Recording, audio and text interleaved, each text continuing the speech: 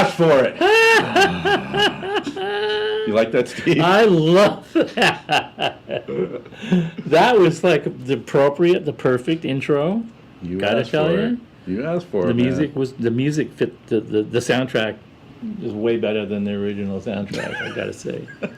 That was awesome. Hey friends, how's it going? We are Simon! Oh, Simon. Simon, are you wearing your up? are you wearing your helmet and your harness? No, different Simon, sorry.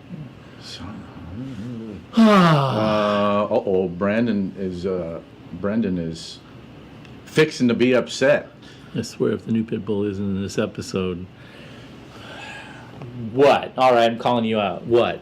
Then what? What? Bring it. Whatever. Maybe he'll heckle the entire time. I see you completed the 12 steps yet. The 12 steps of the chromatic scale. Well, if you're referring to preparing for the colonoscopy, I don't know that there's 12 steps. I think there's just like chug, chug, chug, chug. So no, you haven't. Apparently that's coming not. up. Apparently not. Yeah, that's coming up. Does drinking this really fine bourbon, is that part of the? This one is of the actually steps? we got volunteered some of Erico's scotch. Not necessarily a Scotch person, but I like that. And 12 steps, no. But are we ratcheting the alcohol use way back? Just not intentionally, but it's just working out that way. I know you're like, I see him maybe every 2 weeks, 3 weeks, because the mole hole that he's in and the mole hole that I'm in, we eventually just crash through and like. It's like Dig Dug. Yeah. Remember that game? Yeah, yeah, it's like that. Do you think we should do a show? I don't know. Yeah. Let me get all the dirt out of my nostrils. I want to do one, but wait, the week passed us by. We didn't do one. Yeah, Yeah. So, are you guys feeling that? This sort of like nutty lives syndrome where, I don't know about you, but it's not a bad thing. It's an opportunity thing. There are so many. It's like a big candy jar. It's like a big bowl. It's like a big bowl of M&Ms. Oh man. And there's a whole lot more of them than the brown ones. That's really how I feel about it. That's the best way I can describe it. Yeah. And I know I'm ODing on M&Ms because it's like, oh, there's a pretty color. And of all the projects, and you take, it's got to be a mathematical formula. You take the number of projects that you're doing, and you multiply that by the number of M&Ms that are in the bowl, and then you square that, and you write it all down on a piece of toilet paper, and you wipe your ass with it, and you flush it down the toilet, and you don't know what the hell happened, but but you know that something is going on because you thought to do that. I don't know even what I'm talking about. I'm just rambling like a crazy person. I'm going to print that out. Because that was some grade A nonsense. Yeah. Thank you. I try to raise the bar on nonsense. I don't know how it can be done these days, but apparently I made a valiant effort. No, that was good. That was good. I was with you for about half the thought. Buffalo Trace. Oh yeah, that's a favorite. You actually have some of that out there. We have Buffalo Trace, but this is not that. No. That is not this. This is a Balvenie. The double wood, I think. It's 12-year-old. I think that's what it is. So booyah, whatever. Booyah! Whatever the hell he's talking about, I don't know. Yeah, but I love Buffalo Trace. This just looks like kind of like thinned down motor oil to me, you know. It kind of is. Yeah. High test. From London, Paul from London. Oh, dude, it's 2 a.m. there? Wow. You, my friend, have seen the future. You're supposed to laugh at that. That was funny. Yeah. Well, okay, Paul. We'll entertain that question in a minute. Once we get our all pistons firing on whatever. I actually didn't know you worked with him. Or them. Yeah. That's interesting. It wasn't really work with them so much. It was just. And by the way, I'm just going to throw this up, since it sounds like you're about to opine. Oh, well, yeah, that's kind of like an introduction to Opine. But John, that wasn't like a company reaching out to an artist and, hey, let's have a relationship. It was more like, my recollection is more like he bought the amp, What did he have? a Pitbull Classic, Oh, which became the CLX. yeah. And I think he got it from Making Music. He bought it from our dealer. Okay. And he brought it in to get it retubed and tweaked for a tour or something like that. And so when he came by, he just like, hey, I have this amp. Can you guys, like, I'm getting ready for a tour. And like, yeah, sure. I'm John Christ, and hey, nice to meet you. And we chatted, and he was a very friendly, laid back. So his demeanor didn't reflect the way he looked in promo pictures. It's the same with Paige Hamilton. A lot of these guys, you know. But John, in particular, looked like. Yeah. Well, I mean, but look at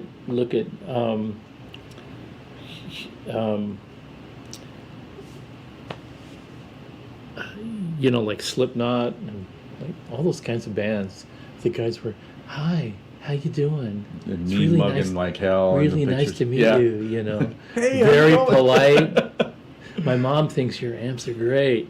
You know, almost, I'm exaggerating, but it, Yeah, I know what you mean. you know, very, very humble and mellow and laid back. And he was particularly so, and really personable. So I started to notice this trend where most of the heaviest, angriest, most angst-ridden bands that had the biggest, you know, mosh pits and the girls with the most metal in their faces and all that stuff were all like, dude, hey, your stuff's awesome, man. Great. Yeah. I love your attitude. And like, they were coming and telling me that I was the one that had the attitude that they would like to adopt for their band, you know, and I'm like, Oh, that's funny. it was kind of like that. Well, you are kind of a malcontent. I thought, yeah, well, I was in a couple of bands where I kind of felt, you know, punk bands and things like that I thought were kind of all about attitude. And what I realized was most of those people were posers in the attitude department, and I rubbed them the wrong way big time, because like, you don't really like that. And, really? Oh, this was just an act for you? Oh, that's interesting. Um, Huh. So, a question. How many times did you get spit on in your punk days? I wasn't into spit bands. Oh, okay. There's genres of punk. Right? Yeah. There's the political punk and there's the goofy punk, and I'd done a political punk band and a goofy punk. The Dickies were a goofy punk band. They were like the punk band version of Cheap Trick, you know. And then there was bands that were more aggressive, that had more of a, you know, a social or political statement, you know. Kind of like the Clash. There was a band I played with that was like that, and and then there was Fear, who I think that the Sex Pistols, you know, that whole spit thing started in England, and that was kind of like a handshake in the early punk culture. So nasty. But and LA wasn't like that at all. Even though there were punk bands in LA, it was very communal. There were little cliques, certain cliques, you know, in every little clique you had to dress a certain way to be in that clique. It was very cliquey. It was kind of obnoxious. One of the bands that was not like that was X. But was that Billy Zoom? yeah, and Exene and all that, and they were really, they kind of eschewed that kind of forced punk ethic, which I kind of liked. But Exene was also very sensitive in her own right, and she didn't really have. I thought the way she looked, the way the band sounded, the way they presented themselves, I thought, now this is a person that's got to have a sense of humor. And my mom's an artist in Seattle, and she likes a lot of things. She's got a very eclectic taste in art and music, and she doesn't anything that where she gets the impression that art and music are converging, she's into it. Okay. Regardless of her background or age or anything like that. That's awesome. She just embraces that. And Down for it. And she told me, yeah, I read some articles and I saw some, this is before videos, so that she saw a TV news story on X. Okay. And she said, I really like them, especially the singer. I think she's really interesting. Yeah. And I went, oh, really? And she goes, yeah, I really like the way she carries herself and her whole presence. She's got a very special presence. And I went, wow, that's amazing. So I went to an X gig. It was just like some nondescript X gig in the early days down kind of in East LA. And Do you remember the venue? yeah, it was like LA? I think it was the Ukrainian, it was like a Ukrainian community center or something like that. Bands played in really bizarre venues, all these broken down weird, like the Fraternal Order of the Eagles, any place where there was a venue that had a stage that you could get for cheap. Was this like Lincoln Heights or something? Yeah. So Exene was standing outside before they were going on, leaning against the wall. She had her Chucks on, and I was wearing my Chucks, so I thought, okay, well, we'll bond over Chucks. And I went up to her and I go, hey, nice Chucks. And she goes, yeah. She's smoking a cigarette, And I said nothing from nothing, but my mom, who's an artist in Seattle, she just thinks you're great. I just got off on the phone with her for a couple of days ago, and she was telling me she thought she'd seen a story about the band, and she thought you were really interesting, and she had a lot of nice things to say about you. She just thought you were great. And I think Exene thought I was pulling her chain. Well, I'm like, that. She looks at me like with her cigarette, and she like flicks her cigarette on the ground and stomps it out and turns around and walks off like she'd been personally offended. And I'm like, wow, get over yourself, girl. I mean, this was a real compliment not from me, from an artist to an artist, right?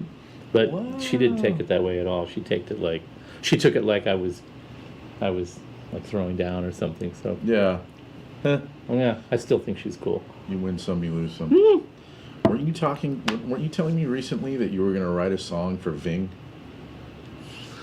Well, yeah, because I was going to say that Fear was the guys. That was the band that really turned the spitting into an Olympic sport. That's what I thought. I mean, when you look at when you watch a television show on an old TV that's got really bad reception and it's just like got snow on the screen. That's what the show's That's what a Fear show looked like. Only it wasn't static. It was raining saliva both directions. And, Lee's move, the singer's move was just wiping, like the windshield wiper, just wiping sheets of saliva off his face to get in the next line of a verse. And oh man, I just thought those guys are fucking bulletproof. They were, the bass player, who was, he went to what's the university in Boston, the music? Berkeley. Oh. He was a Berkeley-trained classical cellist, and he's a bass player in Fear. And they played two nights. Mom. They played 2 nights at the Whiskey, and the first night he dove in to a fight in the mosh pit and dislocated his shoulder and fractured his jaw. The next night, he's on stage with his arm all bandaged up a certain way, so he had to hold the bass like this, and his face is all bandaged and stuff, and you know, didn't stop them. Fucking rock and roll. Yeah, they were. Oh, great. that's awesome. So yeah, I really. Well, any other memories about John before I pull this down? Well, John was just like, I got along with him. I didn't have any relationship with With Glenn? Glenn. Didn't have to punch him out?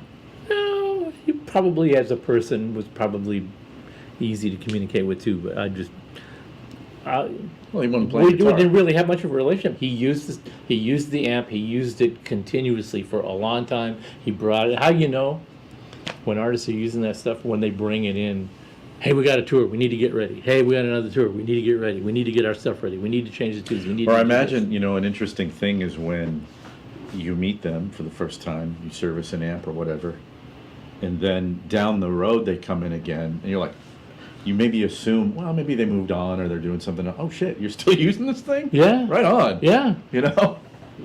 Yeah, that happens once in a while. There's two things that go. There's two dynamics. There's when we ship products, when we ship a particular model, and I've said this before. It seems like it just disappears into the void. Mm-hmm. You don't hear about it. That's when you know it's clicked with somebody because I just don't think our Well, stuff. but sometimes, or they move off of it. And like, if you're a guy who's on a major label, touring around, people are going to be sending your stuff. And it's not a situation where it's necessarily like they're tired of, you know, your stuff. It's just new. Oh, new, I'll use this now. Right. So then when somebody comes back years down the road, hey man, can you go through my amp? You go, oh shit, you didn't move on. You've just been using the hell out of this thing. That's gonna be pretty That's cool. one thing. Or another case would be that customer says, okay, I need a new top cover. I need some replacement feet. I had a rack kit, but I took it out of the rack kit, and I need all the original screws and back and all the stuff to put it all back to its original condition. Usually that means they're getting ready to sell it. Oh, interesting. And so we send all the parts. Usually anything under $10 we send for free. Yeah. So we'll do that from time to time, and then the next person that gets it will contact us and go, oh my God, I heard about this thing, and I was just waiting for one to come up with a price I can afford, and oh my God, you know, so it's okay that that stuff moves around because it moves to people that appreciate it. Well, right? yeah. I mean, you know, you were a working musician too. You know how it is. Yeah. I Sometimes mean, you I move off the thing. loved my Hiwatts, and why do I say Hiwatts? Because I bought and sold probably 25 Hiwatts. I'm in the mood for a head. 50 watt, 100 watt. I'll get the combo now. No, the combo sucks. I'm going to go back to the half stack and the 412 cabinet and two heads. Maybe I'll get another four. And it was just like the rig expanded. It's like the universe. It expands and it contracts and expands and it contracts. Sure. And you know, I got rid of my DR103 a long time ago. I thought I'm never going to use this. This should be owned by somebody who appreciates it. And well, I don't know where it went, but when I got the 50 watt, Right back there. when I got that one, it was in Germany. It was pristine, and I was talking to our representative, our product representative in Germany, and I said, you know, I'm kind of pining for a DR504 again, and he goes, Or 503? 504 DR103. Oh, when you got that one. Yeah. Got it. And I thought you were talking and he about the said, present. he says, a friend of mine just called me and said he had one for sale for a great price, and he says he's going to send it to the shop and get it repaired, and then he wants to sell it. And I go, don't repair it, don't touch it, just send it to me as is. And so he did. I got it, and Give it a cap job. it's that one, and I caught him just before he was about to rip the capacitors out. and I had that for a while, and then I started thinking, you know what would be, I look at DR103s every once in a while and go, they're expensive. Is it that expensive? No. I mean, does the price really prevent me from buying one? No, not What's kind of the necessarily. current going rate? It's for like that around time 4 or period? 5 grand, which That is is expensive though. it's expensive. But would that, if I was determined to have one, would that stop me? No. If it was clean enough, if it was the right one and clean enough, no. Yeah. But it just so happens that a guy, I poke in on the Hiwatt forum. There's one called the One True Hiwatt forum. Okay. All It's right. very cool. It's actually just diehard Hiwatt sociopaths like Super myself. dorkery. You know? Yeah. I want dorkery. Yeah, and some guy posted, I'm selling this at a huge discount only to whoever on this forum contacts me first. And I was like, boom! I'm first. And Doesn't matter if I am or not. he turned out to be a sweetheart of a guy, and he was like the 1 or 2 years away from the original owner. And he'd never done anything except love it, you know, and it was in great condition, and so I snagged it. And it's en route here from the UK. Yeah, It not should here be yet. here it should be here in a couple of weeks, and we're gonna have some fun with that. But that's, you know, that's what we do. We go, this is the new thing, this is the new thing, this is the new thing, and like, you know what? I got completely disconnected and out of touch with what I thought I was trying to accomplish. And so let's just go back. Let's follow the breadcrumbs back to where the Y in the road is, and try this all again. Who owned the last 100 watt that was in here? Was that Olivier? Was that his? That we played in this room like 3 years ago or something? No, that was Who owned that? That was my Hiwatt rescue mission mentality at play. Okay. Some guy, hey, I heard you know something about Hiwatts. I've got a DR103 that needs a new power transformer, and I want to sell it. And what should I do? And I said, okay, before you do anything, let's look and see if it really is the transformer. Because so many times it's not. You have no idea how many times people go, yeah, I got a blown power transformer, I need a new transformer. We have a policy now that we instituted about 15 years ago. Power transformers are not refundable or returnable.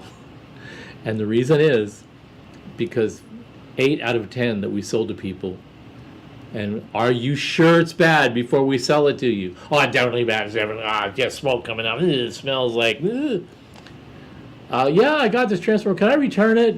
Wasn't bad. It was just a bad rectifier, or it was just a shorted wire, or it was just a bad tube, or it was just like the 10 items that we told them to check before they commit to the order of the transformer. So we switched our policy to, you have to prove that the power transformer is bad before you send us one.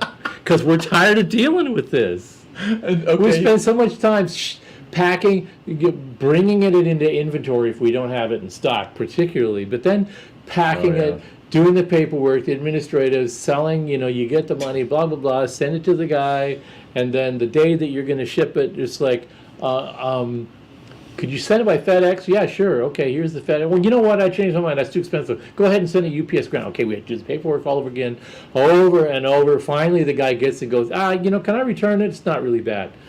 That's what people don't understand. So what did you require? What's the proof that you require?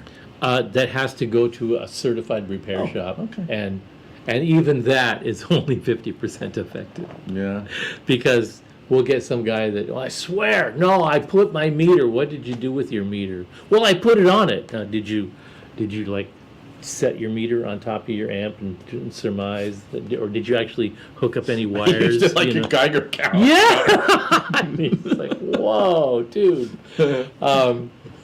Sometimes we've actually had to tell the customer, we had the conversation with your technician, and we think that you're going to spend about $500 and find out that it's a $35 repair. So we're going to issue you return authorization, and it's up to you to take us up on it and send it here, but this is what we're recommending. And almost every single time the unit we got back Yeah. It was, had the wrong mains fuse in it. oh, dude. And that's why Wow. it was blowing the fuse. Wow. They switched the 1 amp fuse and the 5 amp fuse and the 2 fuse holders. And blowing fuses all the time. It's got to be the power transformer. Right. So this guy had this yeah. Hiwatt, and so I said, okay, let's just check and see. All the wires were cut off the power transformer, and they were cut really close to the transformer, which is really Oh, nice. no. So I People. wanted to test my theory. People are animals, So, Steve. totally animal. So I stripped what was left of the little wires around close to the body of the transformer and reconnected it all, and sure enough, it was bad. But to me, it was worth it because my experience tells me that it was better than a 50% chance that it was going to be good. Yeah. So that would have been worth it to me at the time. So I did that, and then we got a replacement power transformer, and Haybower's got one, but the one that they sell is kind of generic across several different versions of old to current Hiwatts, the voltage range. And you were So looking it's- for a I particular was profile. which they will do if you ask them. So I did that, got it back, put it all together, and I made it as neat as I humanly could. And then You did it? Masa didn't do it? I did it Okay. personally. And I told the guy, okay, it's all ready. And he goes, well, he says, I thought I was going to sell it, but I haven't had any buyers. Can you help me sell it? And it's like, oh, God, really? He didn't have the money to pay the bill. Oh. And it wasn't even that radical of a bill. It was just Oh, like, Man. he was like, Were you thinking of, I think you were kind of thinking I was about thinking it, about right? buying it, but I wasn't interested in buying it at the time. Yeah.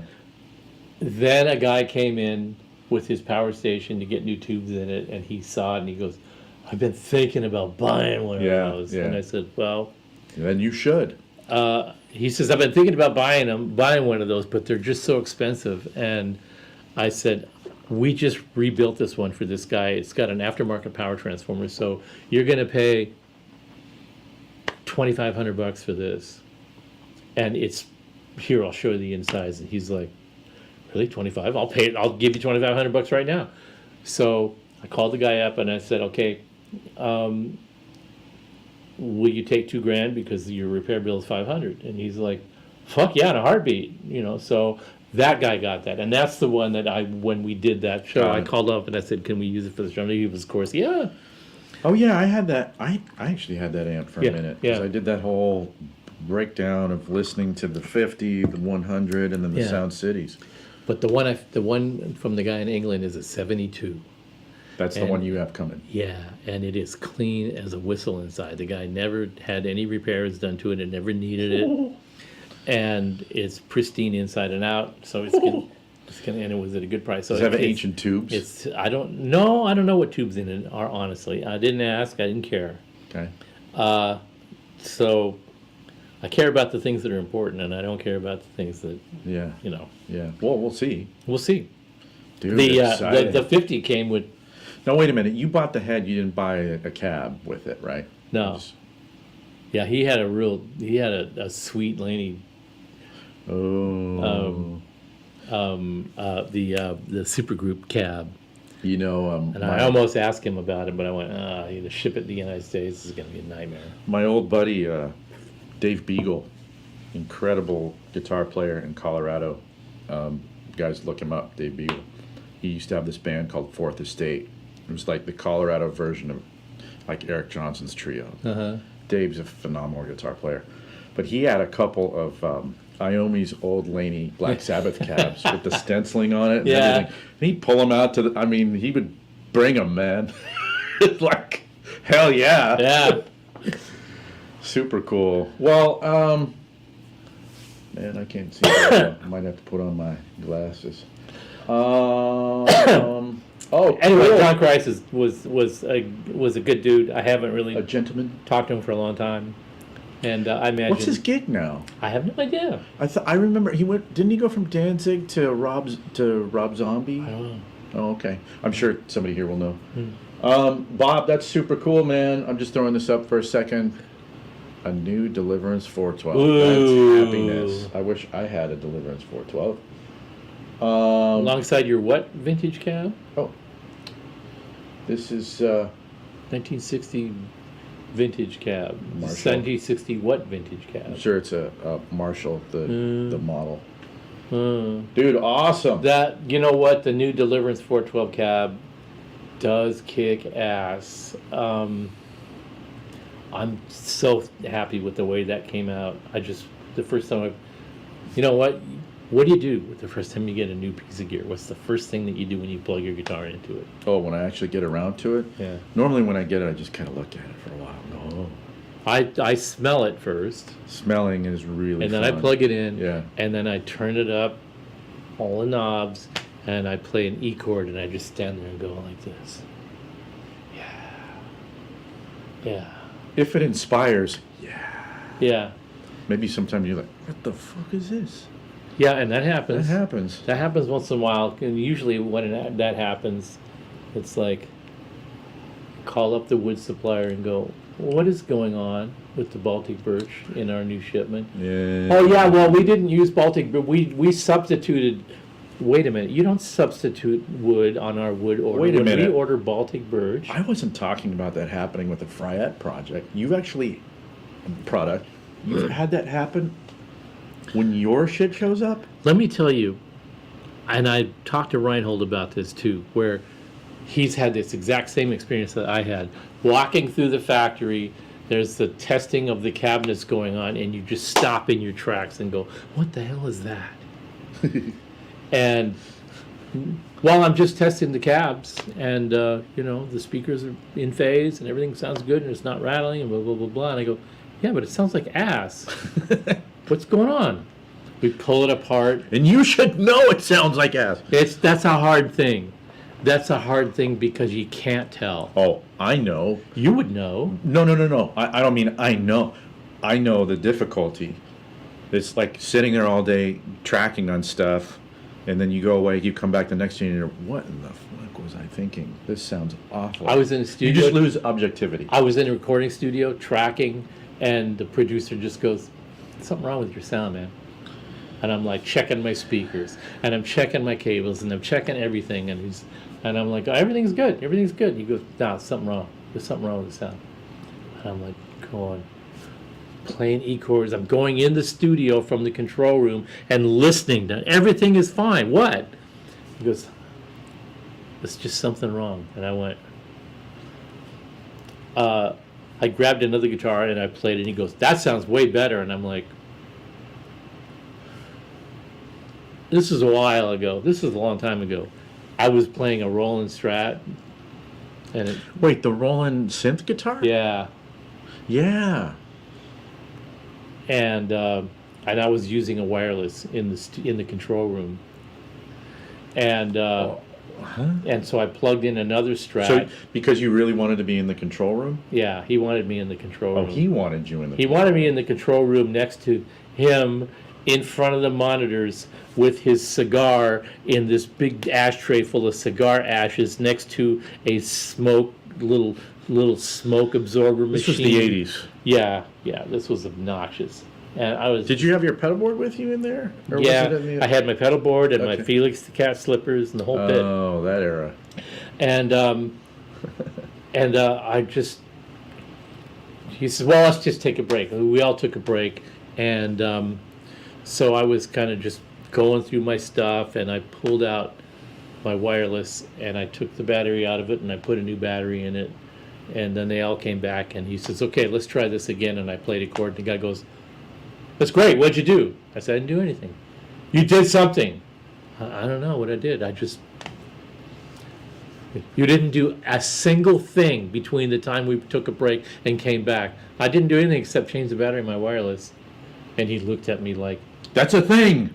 yeah, he gave me this look like, are you fucking, So he calls the engineer from the recording studio into the control room with his voltmeter, and the battery that I had put, the new battery that I put in the wireless was 9.5 volts or 10.5 volts, and the battery that I'd taken out was 8 or 7 or something like that, and it did sound a whole lot better because it was a wireless. Of course, it would sound a little better, but he was just like on a roll about that.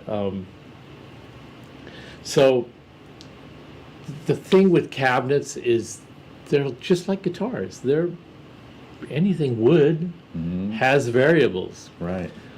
Plywood is a little different because the variables are more constrained. But it But also you pay a price too, you right? pay a price. It Yeah. depends on that's why everybody uses Baltic birch. Anybody that's serious about cabinets uses Baltic birch because first of all it's birch, and second of all every layer of wood in Baltic birch ply is Baltic birch. There's no pieces, parts, chicken McNugget shit going on There is a lot of that out there, and with the so plywood. yeah, when you yeah.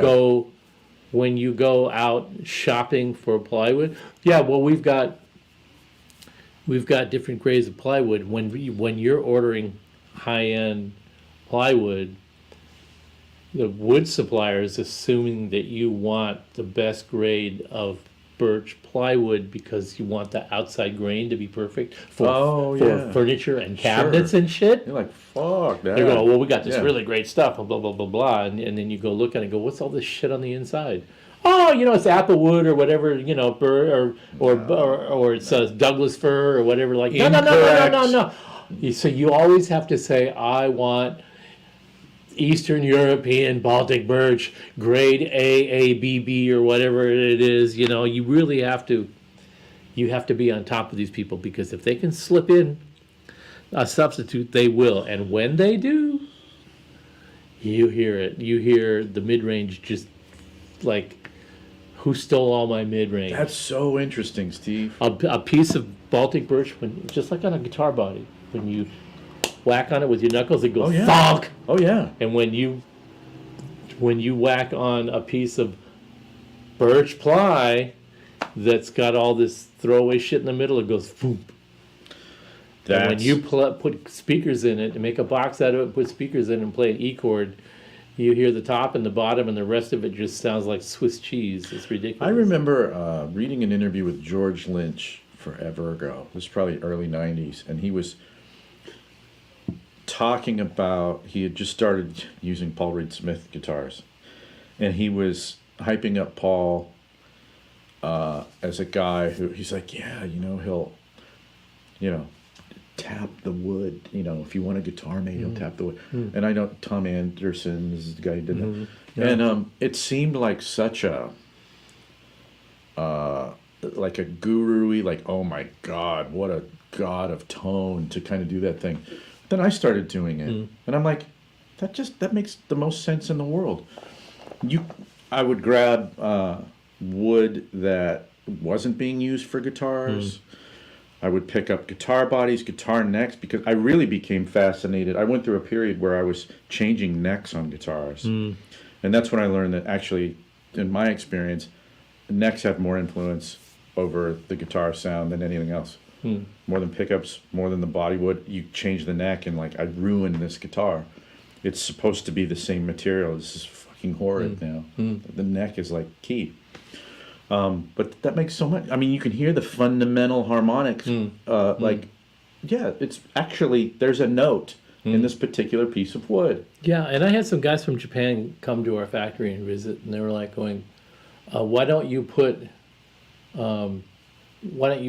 batting inside your 412 cabs? What's that? The sound absorbing material. Oh, God, really?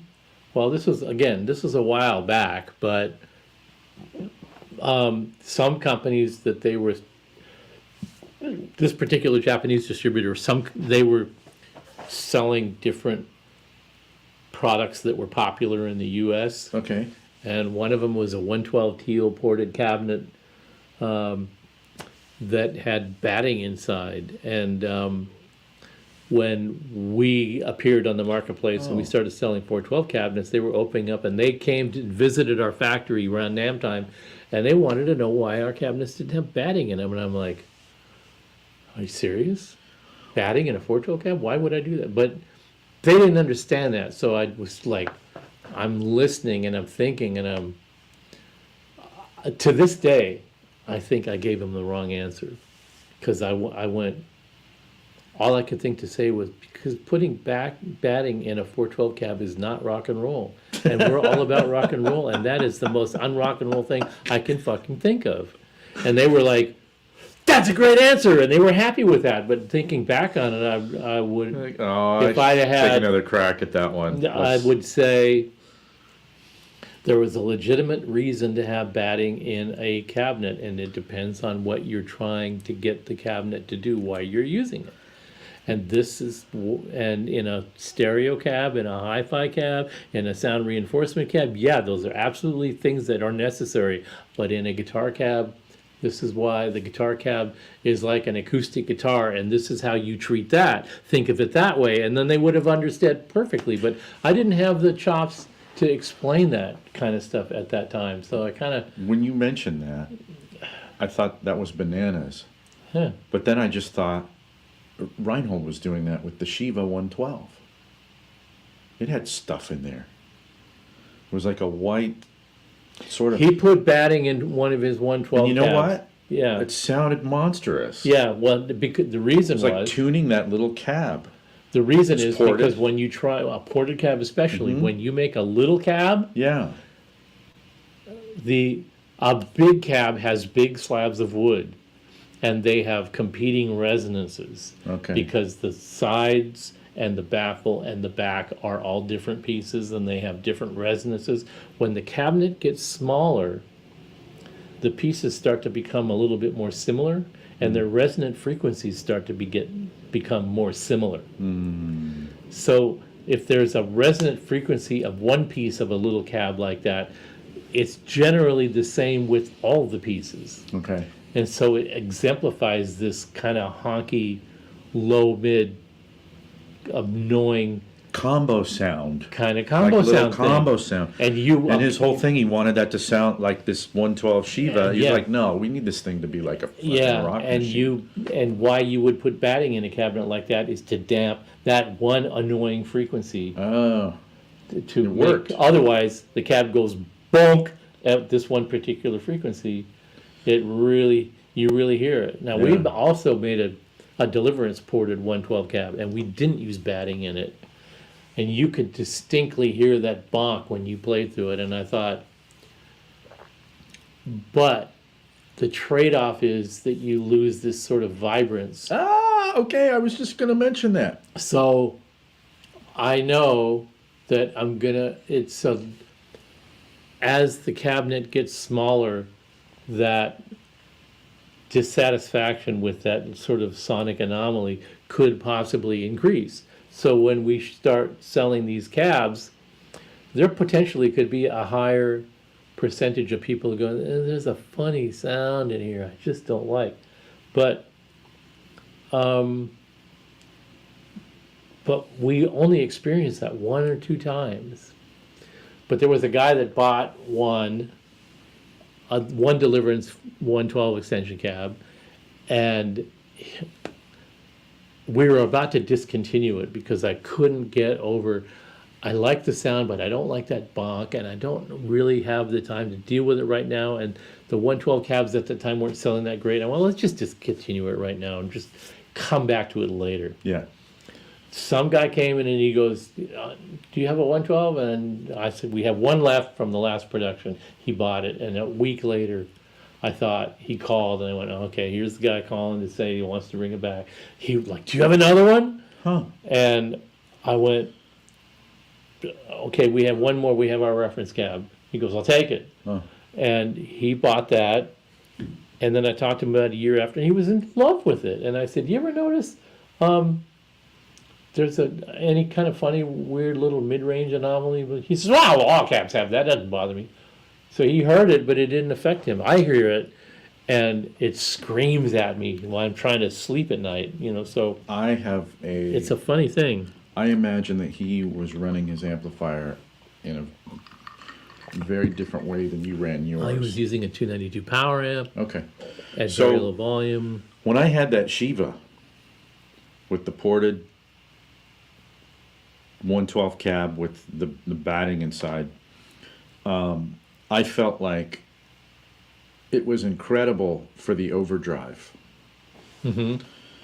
And the clean, while very kind of chimey, it was too tight for me. And I remember experimenting with that, and I went, okay, I'm actually going to plug that Shiva with the clean channel through my deluxe reverb 112 cab and compare those. And I'll be damned, like that Shiva with the much looser sounding Fender, it was like, oh, they're almost identical. That's where I actually started learning about, cabinets. Oh, now I need to learn about cabinets. Because it's like, and plenty of people love those Shivas. But for me, like the clean it was just too tight and, get ready for the stiff, stupid descriptor. Incredible for the overdrive stuff, but ultimately, so I think the batting was really it would be great to actually talk to Reinhold about that. I think it was like, well, let's really kind of tune this cab for the overdrive thing. And I felt like, for me, the clean kind of suffered there. Yeah, we keep threatening. We're going to have to drag that guy out of his rabbit hole one of these days. I would love to do that. We're getting a lot of... I'm just sort of browsing the questions, and I think we're getting a lot of serious ones that we should probably... Do you want to talk about... do you want to just hit questions, or do you want to talk about what's been going on at Fry at headquarters? Well, I think if we answer questions... hey, Alyssa. Welcome to the party. Alisa's here. Hey, what's going on? I think we'll kind of fall backwards into what's going on at the factory as a result of answering questions. So, Okay. what the hey? If I get a chance to poke you on certain things that we'd sort of talked about, I will, that are related. That whole last rant just came out of Bob's comment about the Deliverance 412 cab, which I just think is a phenomenal cab. It's one of my favorite cabs we've made ever. Of course, we made a rear-loaded 412 cab a long time ago when we were still using Celestians, and I was not happy with it.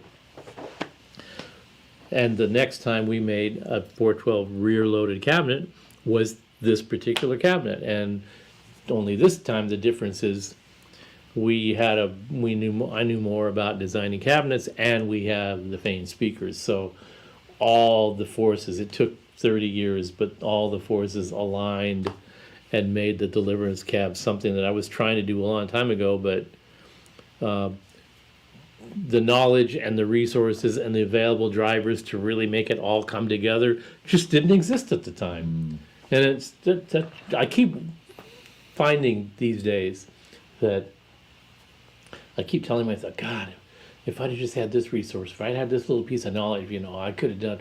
But that's what you do, and I'm just thrilled to be able to go review an existing thing and go, let's try that again, and have it go, oh, well, there it is. It's all right there. What the hell? But you can't know what you don't know before you know it. Yeah. So what are you going to do? You keep chipping away, man. That's what keeps learning. things interesting around here. That's what keeps you dipping into that bowl of M&Ms. Totally. The green ones. I love the green ones. Okay, let's answer Kevin Leary Guitars question. Hi from Boston. Will you ever make a companion amp for the power station? That's an interesting question. Something with no reactive load, single channel for a stereo setup, instead of having to purchase a stereo power amp.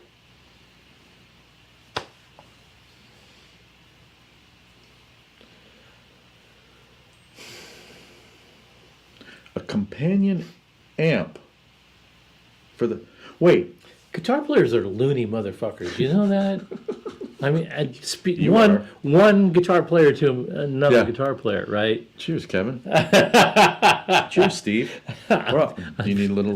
Yeah. I need a little refill. That just went down a little bit too smoothly. I'll get a So I'll good. get a little top off, and then we'll bang a glass. Okay, great. Can you reread that a little more slowly? All right, I will do my best. Actually, I probably need my ojos. Let's try this. All right. Will you ever make a companion amp for the power station? Stop right there. Yeah, I wanted to stop right there. The power station is an amp. So I have to understand what you're asking. You're asking for a companion amp to an amp.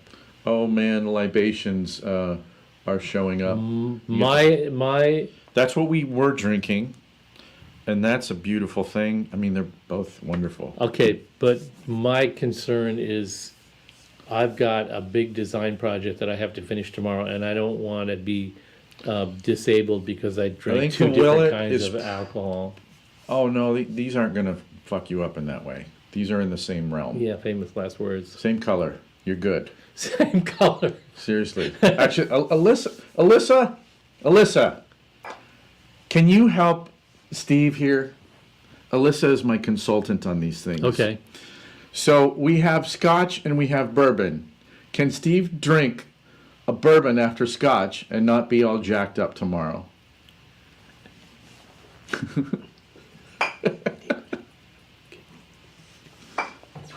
Alyssa has been a high-end bartender in her life. Should be fine. Yeah. Should be fine. Yeah, I've heard. You know how many times I've heard "should be fine"? Ah! Hey, she's never led me astray. When I follow her advice, I'm fine. When I don't, I get Yeah, in the speedballs, no weeds. problem. Yeah. Right. Yeah, they're both whiskey. Yeah. The problem is if you get into, vodka and gin and, a whole other class of spirits. Okay. So if you're worried about it, let's look at the ABV of each of these. Old Forester. Okay, what's the ABV on this one? So for the person who said we want Nico-chan, let it not be said that we don't listen to our peeps. Jaeger. Kelly, come on, friend. We should have Jaeger on here sometime, just Oh God. Oh. for the horror of it all. Well, we got plenty of Jaeger horror stories to go around. Okay, Nico-chan, may I see these, please? This one? Okay, so this one, Nico-chan, you got to wave to your fans. All right. They're like. so this is 43% ABV, Okay. which is fairly low for a scotch. It's my favorite. This is your favorite? This is Nico-chan's favorite? Yep. This is a rye. Oh, this is going to kick your ass a little bit. That's 54%. So that's going to pack a lot more punch than this. I'll stick with what I brung. Okay. This one, the guy recommended. I don't really care about that, but And this is 45%. So same realm as the Balvenie. Okay. So if you were enjoying being on the Balvenie train, I will pour you some. Say when. Yeah, that's good. Okay. Can always top it off again if need be. Okay, so going back to Kevin. Thanks, Alisa. Thank you. Don't do it. which one? Oh, there's a we already poured. Oh, you poured. Okay. Yeah, we poured. We're good. Well, someone was. Is that having- Michter's? Someone Oh, having a Buffalo Trace. Buffalo Trace tonight, right? I love Buffalo. Yeah.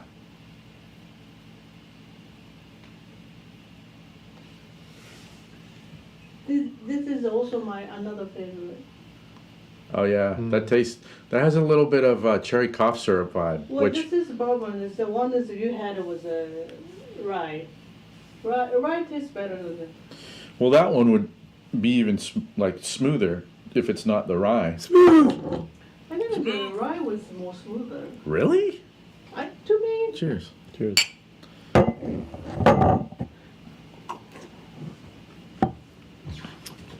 Okay.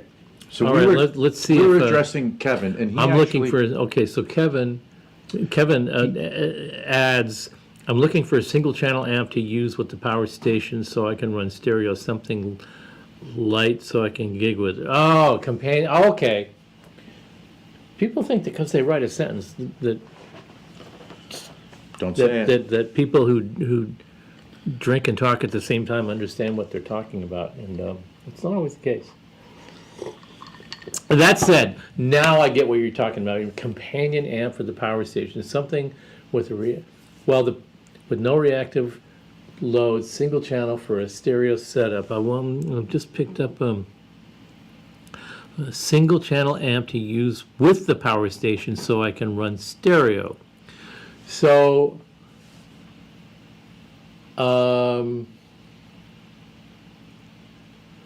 so what you're asking for It's the key to is life. Don't screw this up. a slave combo, because I assume you're talking about a combo. You said a single channel amp. Are you looking for a combo? In the mid Kevin says he's had a few to drink too. Cheers, buddy. Yeah, in the late '80s, a bunch of companies jumped into the extension cab with the, like Mesa made one, and Seymour Duncan and a few people made these slave cabs that had just the power amp section, Oh. like a Boogie 112 combo, just the power amp section, not the front end, not all the tone controls and the overdrive and all, just the power amp section, the speaker and the box vaguely as a remember that. slave to make it a stereo thing. And they didn't matter who did it or when they did it, they routinely failed as a product. because it didn't matter if it had 0 or 1 or 2 or 3 channels. All the expense is in the cabinet and the speaker and the transformers. Oh. So the only difference that exists in there really is $100 worth of other parts. And That really makes it what you want to pay for. exactly. Yeah, so it's like all that for. Yeah. So, love you, Kevin. I'm not getting baited into that one. Because it's going to just be a miserable failure. It's So going you're to not be, it'll gonna be do one that? of those things that you can only use for this one particular thing. The thing is, if you're trying to do a stereo setup, there's a stereo setup and then there's the 2 amp setup. And those are 2 distinctly different things. A stereo setup implies that the same frequency response and power output and speaker behavior and all that are coming out of both channels.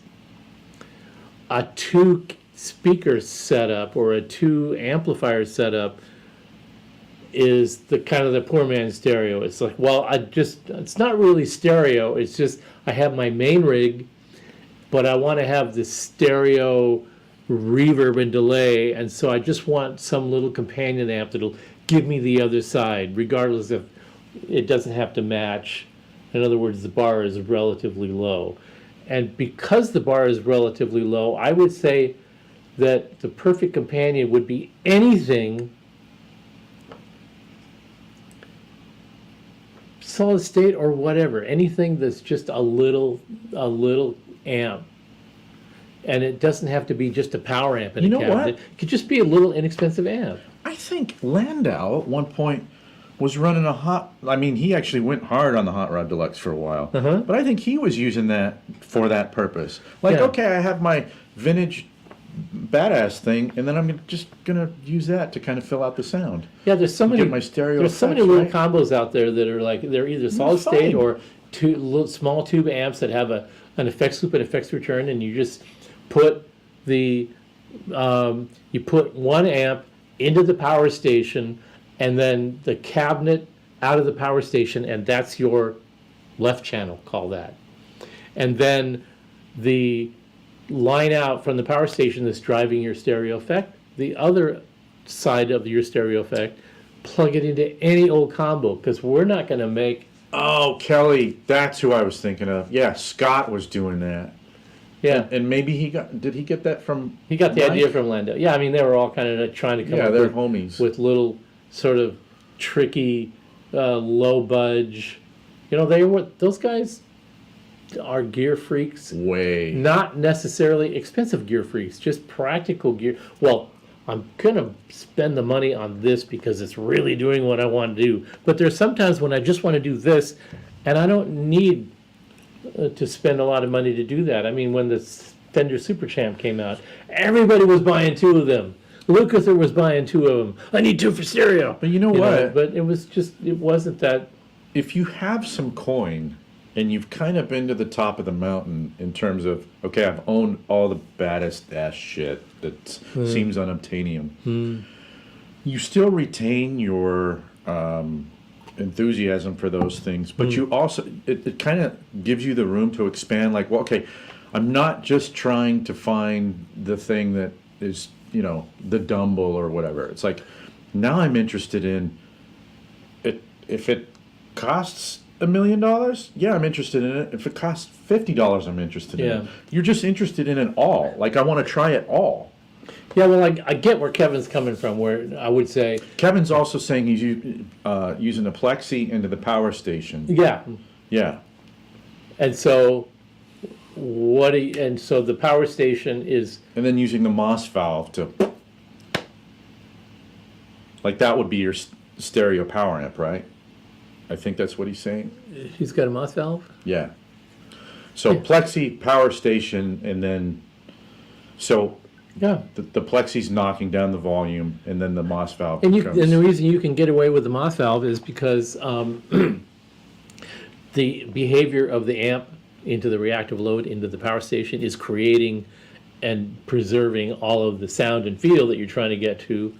So the Moss valve doesn't...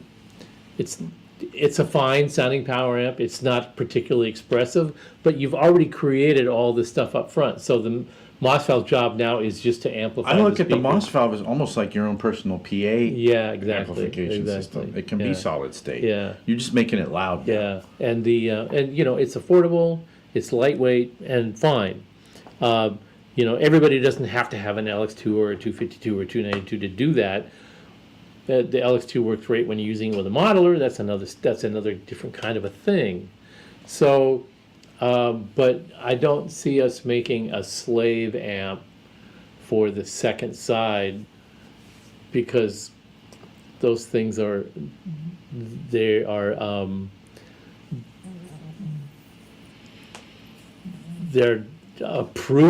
historically proven DOA product.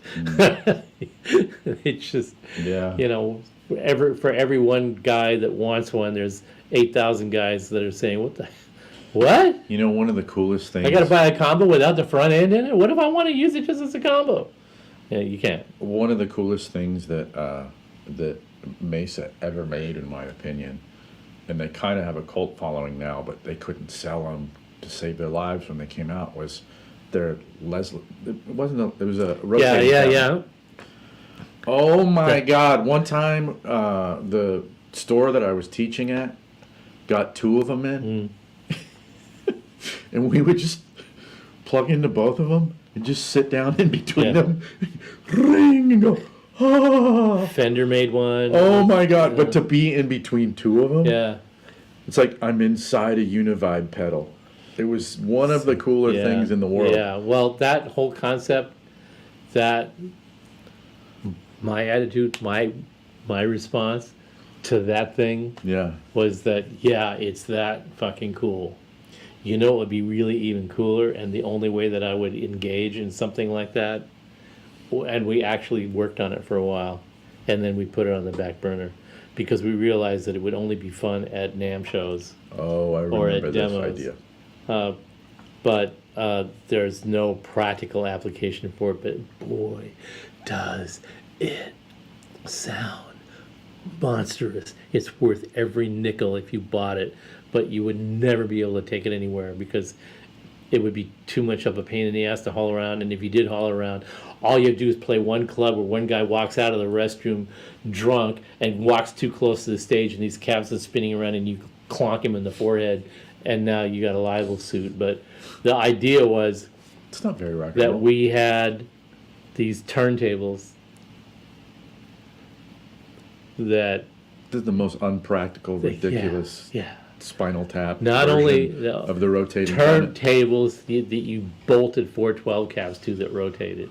The turntables, underneath the turntable, they had sliding contacts that the turntable would slide on the contacts, and the contacts were the speaker connections. So the cabinet plugged into the turntable. So that's how you kept it from being. Yeah, And that's the brilliant. cabinet would spin around, and the contacts would stay were sliding contacts that kept connection with everything, and the motors were digitally driven motors, so you could control the speed. And so both of the motors had digital speed controllers that were controlled by MIDI and with an expression pedal, so that you could program one cabinet to go faster and the other one to go slower, and you could program all these different, both slow, both fast, one slow, the right one fast, the left one fast, the right one slow, and they would be rotating 412 cabs, and oh my God. That is so you. When You're like a rotating speaker cab. Yeah, huh? yeah, oh yeah? That's not a rotating Yeah, speaker. this is a... This is a rotating speaker cabinet. And as soon as we got to the point where somebody will buy this and put this in their studio in some room and maybe use it one time out of every 5 years. But that's all it would be. Yeah, right? That's all it would be. It'd be in Elon Musk's. Yeah, and we would have to bring it to Studio. NAM to show it. And of course, NAM, they're such safety freaks at NAM. We would have to put a big round cage around the cabinet so that people wouldn't walk into it and get Right. like 'Cause people a are animals. concussion. Yep. Yeah, that would gonna be, happen. That would be a lawsuit. You'd have to one of those things where you buy the product and you have to send us a discount. You know, Oh yeah, sign, yeah, right. a signed waiver. Yeah. All right. That's a great idea. Okay, next question. Guitars and amps for life. Yeah, guitars and amps for life. I like that. Could you mod or rebuild my Marshall, how do we say that, 9005 to 2100 classic spec?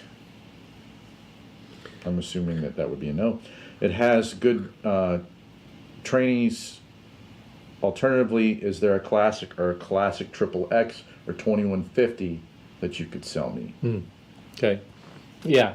To modify a 9000 to behave and be the other amplifier would probably be twice the cost of making the other amplifier.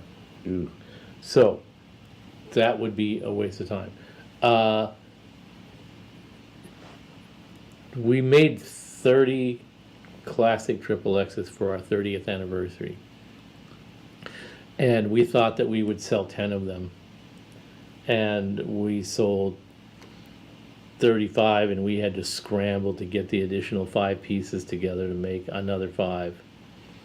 There were going to be 2, we were going to have 2, one in our demo room as our reference one, and then another one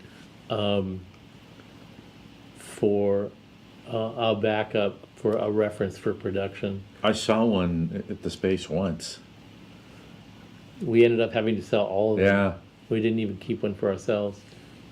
It was shocking how fast they went. They by the time after we announced it, we were still thinking about how we were going to build 30, and we went, all 30 are gone. If we were able to make 50 or 100, we probably could have, but we weren't prepared for that. We didn't think that anybody more than like 10 or 20 people would even think seriously about spending that much money for an amp like that. But people shocked the hell out of us, and You like me. You really you like really me. like me. So that was a revelation, and so there is a new 2150 coming. We've talked about it, so this is not a big revelation. It's just taking its place in line of all the things that are in progress right now that are taking time, and we're trying to manage our time and manage our output and manage our product development and manage everything so that we can do all the things that we're planning and dreaming of doing, and it is amazing. I'm always coming up with ideas that sound cool. Like, what if you do, and you're like, Joe, can't do, I know that sounds like fun, can't do it. Because I know you're slammed. Like We have 12 new products in development, and then we have another list of 10 things that if we were like sitting on a beach in Oahu with Mai Tais going, yeah, we got all this time to kill. Why don't we just do one those are of the those? ideas that I have. Yeah, but we don't, it's pretty phenomenal what's going on in the last 2 or 3 years. We're like loving it and frustrated as hell at the same time. There's no amount of, I've hired 2 engineers, and we've also hired another guy in production to help with production. One of the younger engineer guys, he's very charming. He's like, I told him we were working on a board layout, and I said, I need you to give me the layout as a 2D drawing in a PDF so that I can print it out. Mm-hmm. And he's like looking at me like, you're so old and broken down. A PDF, a printout? What is wrong with you? Nobody uses that stuff anymore. And I go, oh yeah, they do. And he goes, well, I've never done that. And I go, yeah, but that's you. 3D is great. We do a lot of stuff in 3D. We model things, we model products to make sure that parts aren't crashing into each other and that things go together. But there are times when you have to have it in front of you in your hand to see it in real 3 dimensions, the real actual 3 dimensions. You need to have this thing in your hand. You can see a 3D of this glass in your hand and go, that's a pretty bitch in 3D. But when you have the glass in your hand and see how the water splashes around, there's no comparison. So, our nice young gentleman, I said, I need to see this, the part, the 3D part and the part that you created in 3D. You may think it's perfect, but it doesn't exactly fit on the board the right way. Oh, it fits perfect because I made it and it's 3D and it's great. And I'm like, yeah, but no. If you print it out, you can see what's wrong with it. Oh, no, you would never print it out. You would never need to do that. And I went, okay. So, I repaired the drawing and back to the original spec that I had created for it and printed it out. And then I took on a piece of paper, sheet of just regular printer paper, and I put it on a piece of styrofoam and I poked So you the can poke pot it through the paper so that it would sit on top of the paper, on top of the styrofoam, and sit like the actual pot would sit on the circuit board so that you could see all the pins perfectly lined up, Yeah. at an angle. And he hasn't responded to that email yet. This is what I sent. And I said, this is why you print out a layout on a PDF out of a printer and jam a part onto it, because that's where you see in real life, does that part really fit on that board? Okay, question for you. Were you a young whippersnapper like him at one point who kind of had to learn the hard way, like, oh shit, like I wanted to put all of my trust in, my CAD drawing or whatever, I and set then more like shit on fire than you even want to fucking think about. that's what I imagine. Yeah. So when you're saying these things, it's like, yeah, I fucked all that up like 800 times. So I'm So I have trying to to tell use- him, yeah. like, okay, you know, It's not that I'm trying to shoot down your methodology. I'm just telling you, I've been doing this forever. It's an incomplete methodology. We need all of it. Yeah, Right? yeah. You have to do this. yeah, And I sacrificed for your sins, okay? I almost didn't want to say that out loud, but I just thought it's so we're all friends appropriate. here. Yeah. No, that's good. So Always There's- look on the bright side of life. oh, one of my favorites. Boo, boo, boo, boo, boo. One of the greatest films of all time. Okay, so this question. Oh, so anyway, yes, there is Yeah. a 2150 coming, and it is going to knock your socks off when you see it. I didn't even know that. And then it's going to knock your socks off again when you hear it. I didn't know that. That's awesome. Okay, next question. Stormlight Architect asks, I'm going to pick up a Synergy Deliverance yeah. module. That's a good idea. I read there are mods you're doing.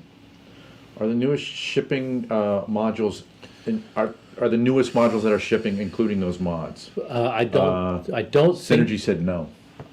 yeah, I don't think that they are. We have an interesting relationship with Synergy. When we do something, and have then to try this. when we find a better way to do it or an improved way to do it, we do one of two things. We either come out with a new version and go, here's the better version, or we just make the improvement and don't say anything to anybody. And it's just the next ones are better.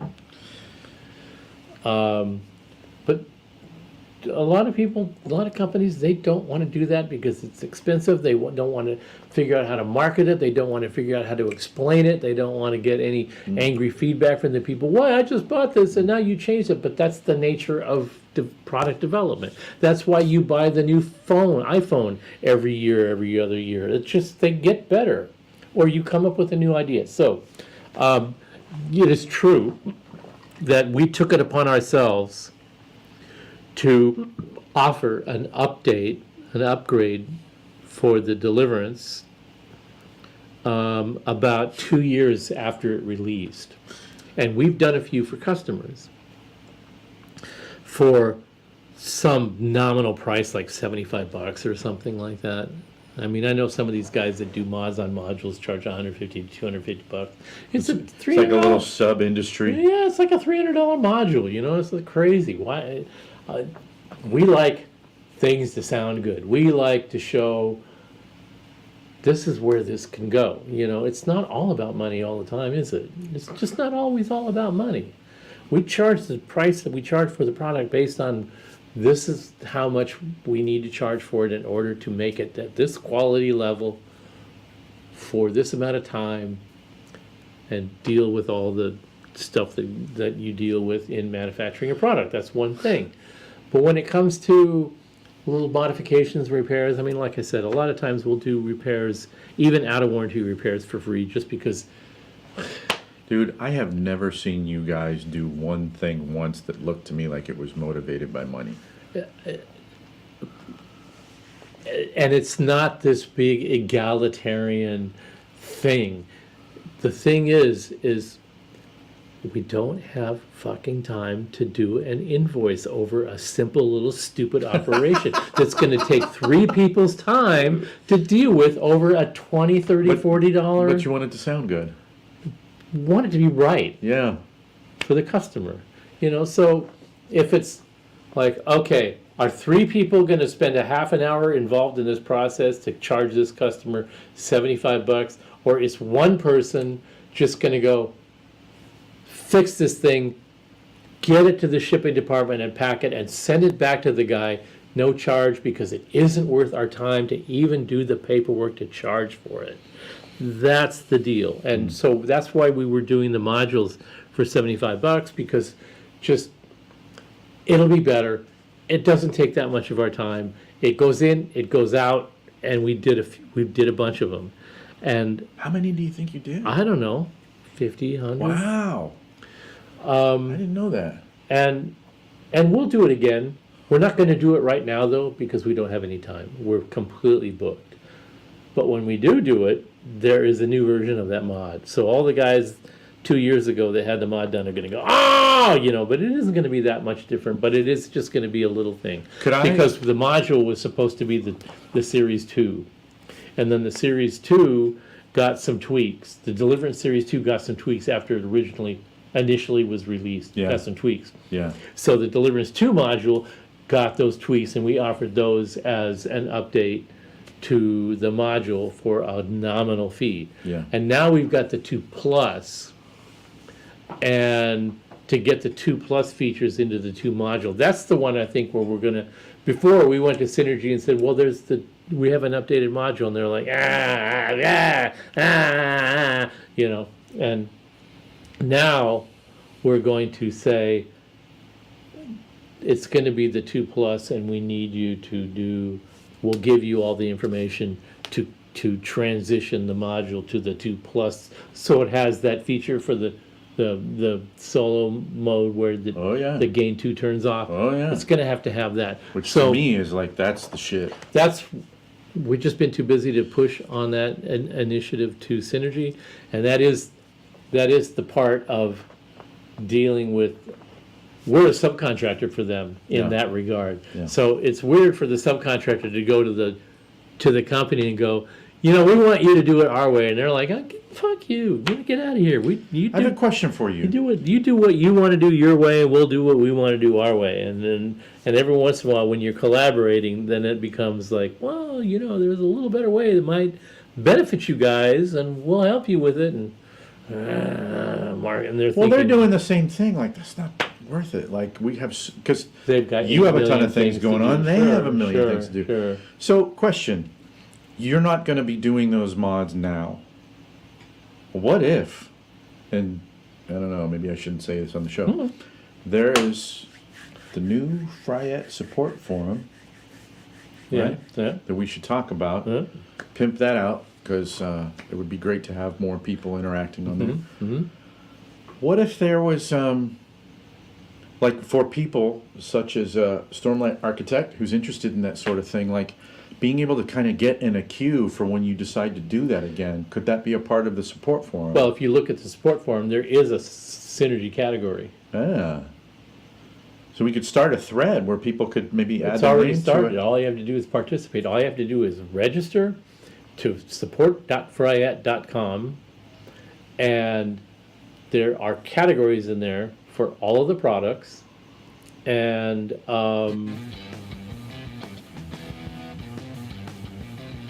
Don't stop. This is just going on there. Looking it up. Getting on. There it is. Point your little mouse over there. Sign up.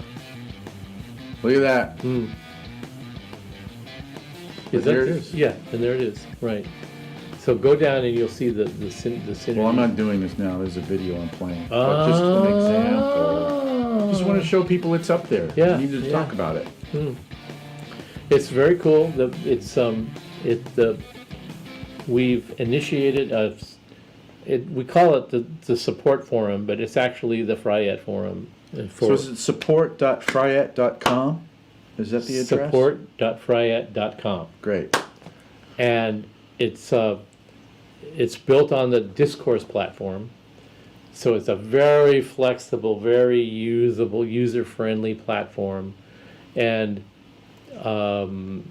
so it has all the categories of. It doesn't have all the categories. There's still a few more categories we have to add, but it's getting there. We're building it up. The main reason that we created it was As an emotional support forum? That's part of it. Cheers. And the other part of it was that when people would go on other sort of general, all the amplifier companies and all the products that are out there kind of forums that have a tendency to be quite toxic when you're trying to get somebody to realize that you're trying to help them, but they think that you're being arrogant because you know more than they do, because you do. Steve.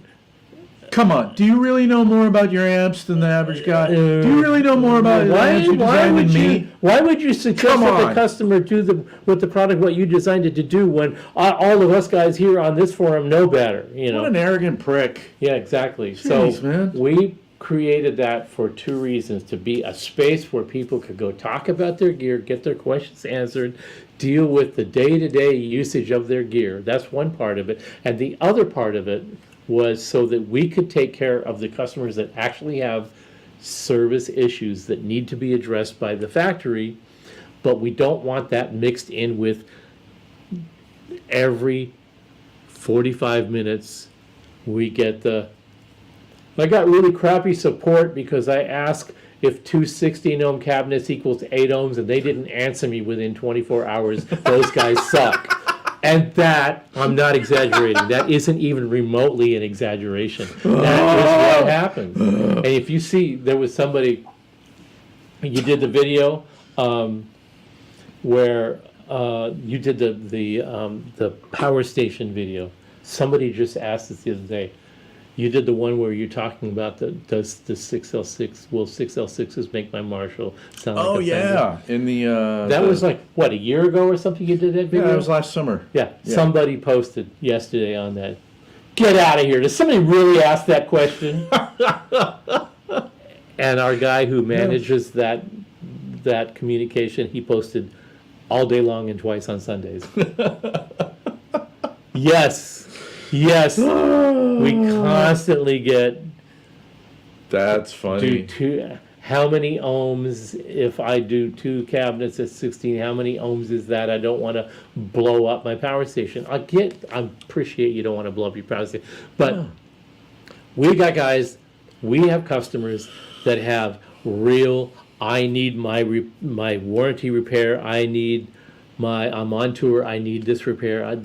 People that actually have technical repair jobs that need to get done by our support email process. Yeah. And then that's 5% of the communication we get. And the other 95% is, okay, one more time, thanks for answering my question about the two 16 ohm cabinets equals 8 ohms. So does that mean if I cook two 16 ohm cabinets in parallel, not series, that's really 8 ohms? And I swear, that can take all day for a person and the who thing doesn't. is, like, I just want to clarify, And this there's is- nothing wrong with being new to that shit. I mean, Absolutely. like, I don't know, and I need that information.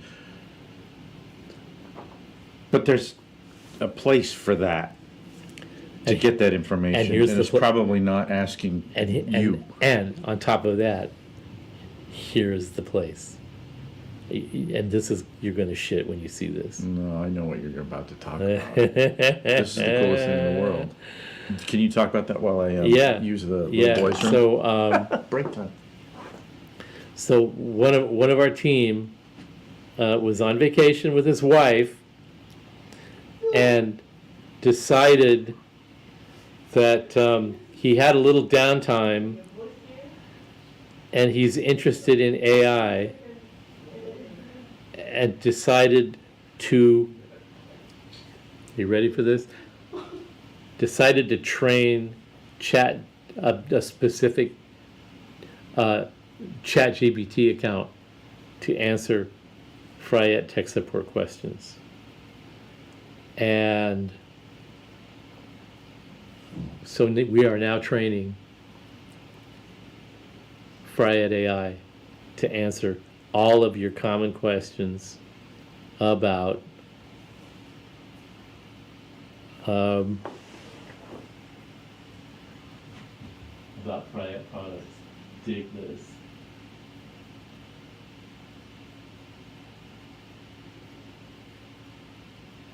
Hiwatt AI is still in training and can currently support Power Station, Cyclops, and ZMAX questions. And we're feeding it more information. But so I went and I tried it, and I posted the question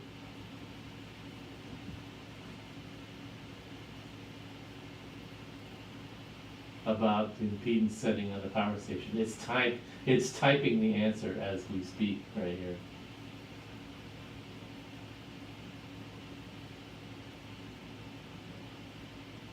and when it's typing, my phone is going dick-a-dick-a-dick-a-dick.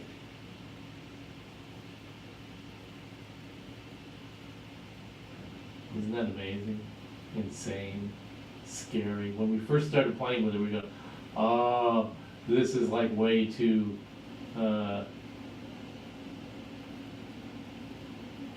you know, way too nuts. But after I started seeing how efficiently it's answered these questions that everybody has, and you can just go boop, and it just gives you 5 paragraphs of just excruciating detail of the answer in less than 20 seconds. That's exactly what we need. We need that. We don't want to hire 10 more people to do this grunt work. We want to hire 2 more people to produce and deliver the products that we're building now and want to get out into the marketplace. And so that was a fun thing. Did you try it? Did you? No, I haven't been able to. John. It was kind of a quick pee. John's my man. That's our peeps. We must meet at some point, because every time John's on here, he's cracking me up. For what, like 4 years now? John's an OG. I didn't get a chance to check that out. I didn't get a chance to read that that article that you sent me yesterday either. Can you explain the difference between the PS2 and the PS2A? Oh yeah. I'm going to hit the answer, and you're going to watch it respond in real time. Okay? This is the question. Can you explain the differences between the PS2 and the PS2A? All right? Now watch this.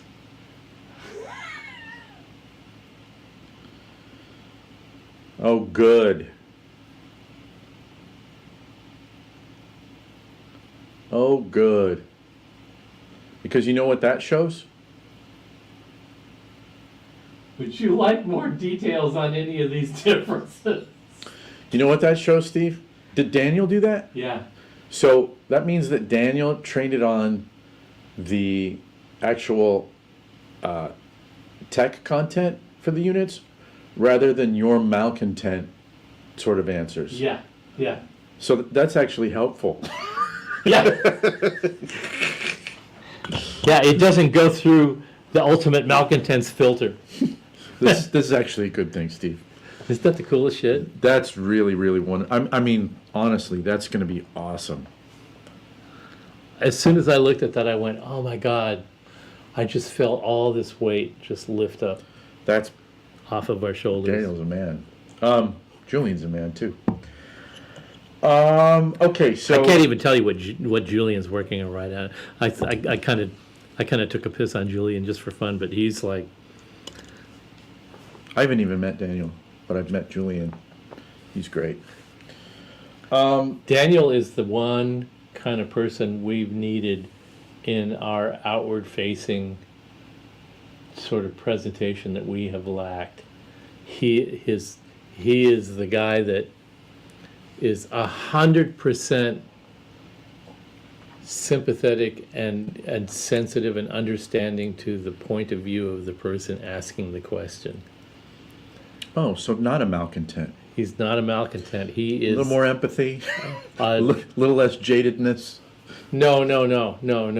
190% more empathy and 190% less jadedness. Yeah, I didn't want to He's say really that got. with you No, saying that's here. okay. That's okay.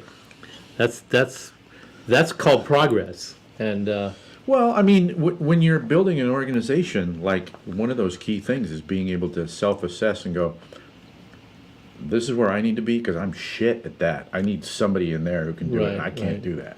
well, we had Yeah. we had been looking for new people on our production staff. We brought in, we had people, interviews, and they showed up and they were like, no, it's not going to work. We finally find a guy that, okay, well, let's give him a shot and see how it works over 90 days. And after 30 days, he just stopped showing up. And then we set up some more interviews, and people would, they would schedule the interview to show up and not show up. Oh. And so we're standing in the front office. We're standing in the front office a week and a half ago going, we just had these applicants set up for appointments at 1 o'clock and at 2 o'clock, for the interview, for their job position. Yeah. And they just didn't show. And they were both women. And we're sitting there, and then I just go to the restroom, and then as I walk out, Erico goes, there's a person that just showed up I think you need to talk to. And I'm like, who, customer or what? I go in the front office, and there's this guy standing there, and he's got this big smile on his face, and he's got his hand out. Hi, my name is so-and-so. Nice to meet you. I just live not too far away. I just moved to town from another town. I think your company is really cool. I don't know if you're hiring anything like that, but and I don't know anything about amplifiers or production or soldering, anything like that, but I'm willing to learn. So if I just want to give you my resume, here's my resume, and he had it all printed out. He figured out where we were, and he just showed up out of nowhere. Initiative. And we're like talking to him, and there was something about him. Just seemed like this guy would fit in here perfect. There was just something about his personality that we all just sort of went. And I went, can you start tomorrow? And he was like, huh? I said, can you start tomorrow? And he goes, yeah. Wait, who is this? Which Guy we just hired. He's been here a week and a half now, and he just, what's he called? his name is, well, I don't want to embarrass him, but, Oh, well, I don't know who this person is. You didn't even tell me about him. well, we just That's started. cool. Yeah. That's so I'll great. introduce you to him when you come over to the shop. Man, awesome. And he's a go-getter, positive, influence on the team, and he just fit right in. And so we've got a pretty remarkable team going on right now, and things are getting more efficient, more resolved, more moving forward, more comfortable at the factory. And this is all at the time when now we're celebrating our 1 year anniversary in our new place. Which we talked about. We're gonna do a video. We got to do a where little update. We're gonna. Last summer, I did a couple I did. I forget how many I did. Yeah. I did one when you were moving out of the. It was North Hollywood, right? Yeah. And then we did a video we did two in the new spot. Like, it was day one of the trucks rolling up of the new Yeah, spot. mhm. And then I think I went in a month later. Mhm. So we need to do, Yeah. here's a year down the road, here's what it looks like. I don't even know what it looks like. It's been a while since I've been Everybody there. is like everybody's really excited, everybody's comfortable, everybody's having a good time, and we're getting stuff done, and it's really amazing. When a year ago we were going, these motherfuckers tore up our lease contract and threw us out, and they've torn down the whole entire industrial I have complex to that we say, were though, in. when I watched Couldn't have you been guys, more perfect timing. But still to this day, thinking back on that, I was really kind of taken aback by both you and Erico, your attitude towards needing to move. Because when you told me that was going on, I thought the attitude was going to be like, oh God, the sky's falling, how are we going to do this? But you guys both just really seemed, at least to me, to just take it in stride. Like, okay, you need to find a new fucking building. All right, let's find a new building. Well, Let's keep it going. Particularly Erico was like so stoic about it. I don't know. That was impressive to me because that was a massive undertaking. everything fell into place, and that was the beauty of it, was that it was the universe saying, it's time for you to get out of here and get to some place where you can be more productive. And it was the timing. It was, we had 18 months left on the lease, and they're basically illegally tearing up the lease, and yet had already known for 2 or 3 years that we had outlived that building, we had outgrown that building more than twice Yeah. and Yeah. needed to get out of there. And we were only biding our time because real estate was crazy, prices and availability and stuff. Yeah.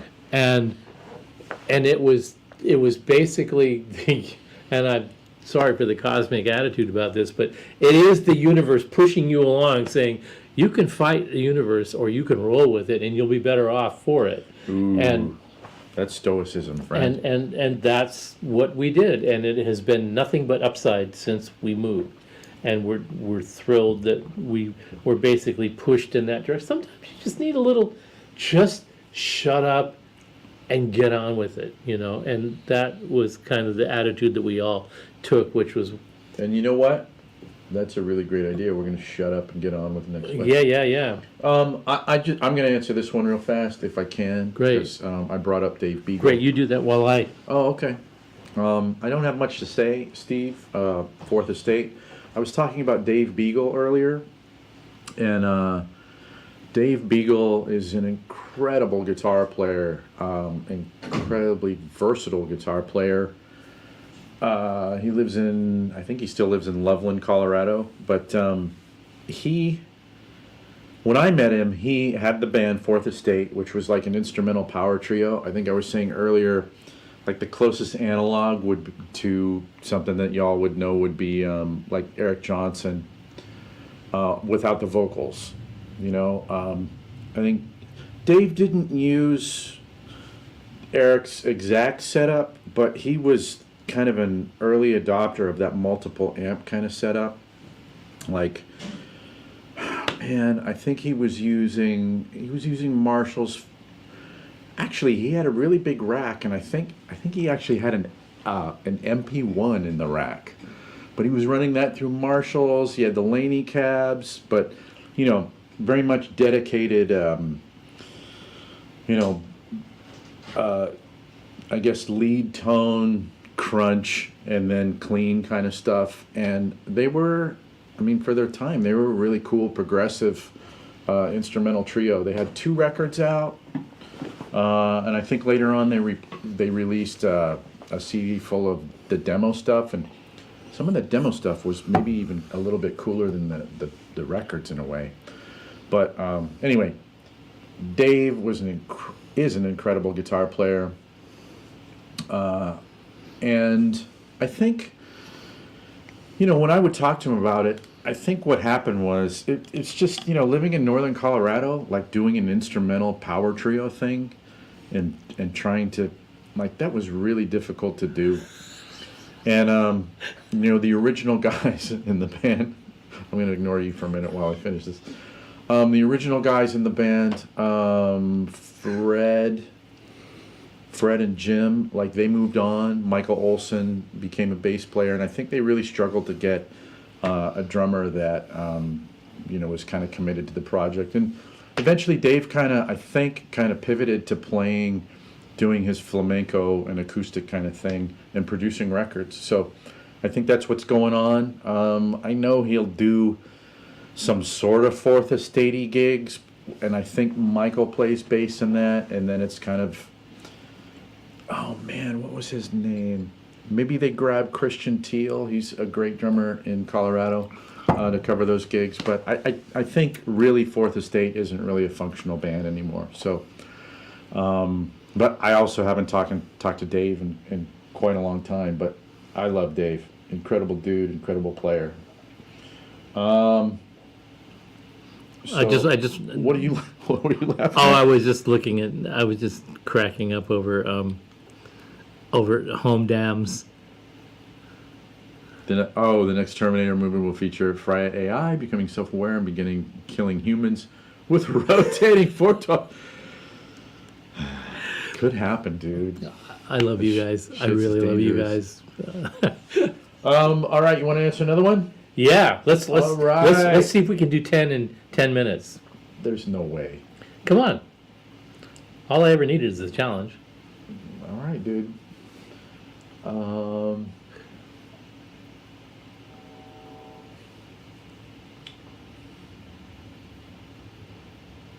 I'm just seeing some funny comments on here. Okay.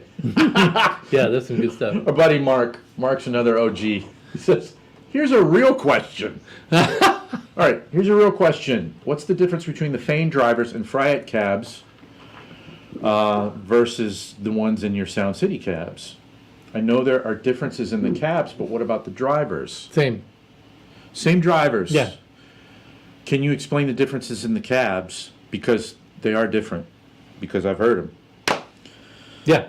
And actually, what's really cool, didn't we do this in the Joe Barisi studio, playing the Hiwatt through the Sound City cab, the Deliverance We also cab? did it in the very early stages of the Malcontents, where you were in your place and I was in my place, and I had the cabs all lined up and we had them all mic'd, and You mic'd that shit?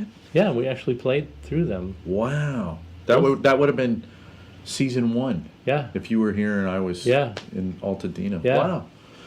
Wow. I listened to some of those and I was like, God, those sounded pretty good. Yeah? Yeah. Okay. So that material's out there, but using your words, how would you sum up the Okay, differences? because I have because we're doing 10 it in minutes. 10 minutes. Yeah. Okay. The first is your sense. Okay, the Hiwatt cabs. The fat bottom is front loaded, sealed back. The Deliverance is rear loaded, removable back. The fat bottom has a slanted baffle and a traditional sound post from the front to the back. All those things have an impact on the behavior of the cab.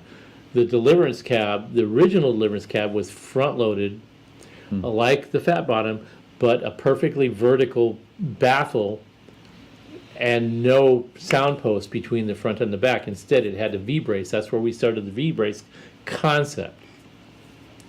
The next cab after that was the Sound City cab, which got the Deliverance V-brace, but because we wanted a traditional cab for the Sound City line, It's so good. we rear mounted the speakers in the Sound City cab and removable back. However, because the root of the Sound City sonic experience was the David Reeves sonic experience, which is the Hiwatt behavior, the back cover was vented the same way a Hiwatt is. So Sound City cab, rear mounted, V-brace, removable back with the vent, as opposed to the Deliverance cab, front loaded V-brace, and the back was not removable, it was sealed like the fat bottom 412. Then the Deliverance 2 cab comes out, which is this is like the Deliverance, the fat bottom cab begat the Deliverance cab, begat the Sound City cab, begat the Deliverance 2 cab. This is kind of the lineage. The Deliverance 2 cab, rear mounted like the Sound City, removable back like the Sound City, but not ported, and the V-brace like the original Deliverance. So the Deliverance 2 has the Deliverance personality, which is tighter, a little bit more focused, and omnidirectional like the original Deliverance, only warmer. The Sound City has all of that plus the rear vent. What the rear vent does is it extends the low frequency room expansion sort of vibe. In other words, when you have a cab that's vented like the Hiwatt cab was, the low frequencies vented out the back and reflected off of the walls around the room. My favorite thing in the world. And gave you this much It's bigger, like my super reverb is like that. which, you know? and so, Three-dimensional. if it's just the Sound City or Deliverance cab, and the only difference is the vent, what's the point of that? Well, the point is the vent made the low frequency of too low of a fundamental for the Deliverance to be tight. Oh, yeah. Whereas the Sound City cab, the Sound City amp, has a nice round robust behavior like a Hiwatt does, and it needs to be able to breathe to do that. Where the Deliverance cab, it tightens up the Sound City when you plug the Sound City in. The Deliverance cab, it's a little too tight. The way the Sound City really behaves, the way the Hiwatt concept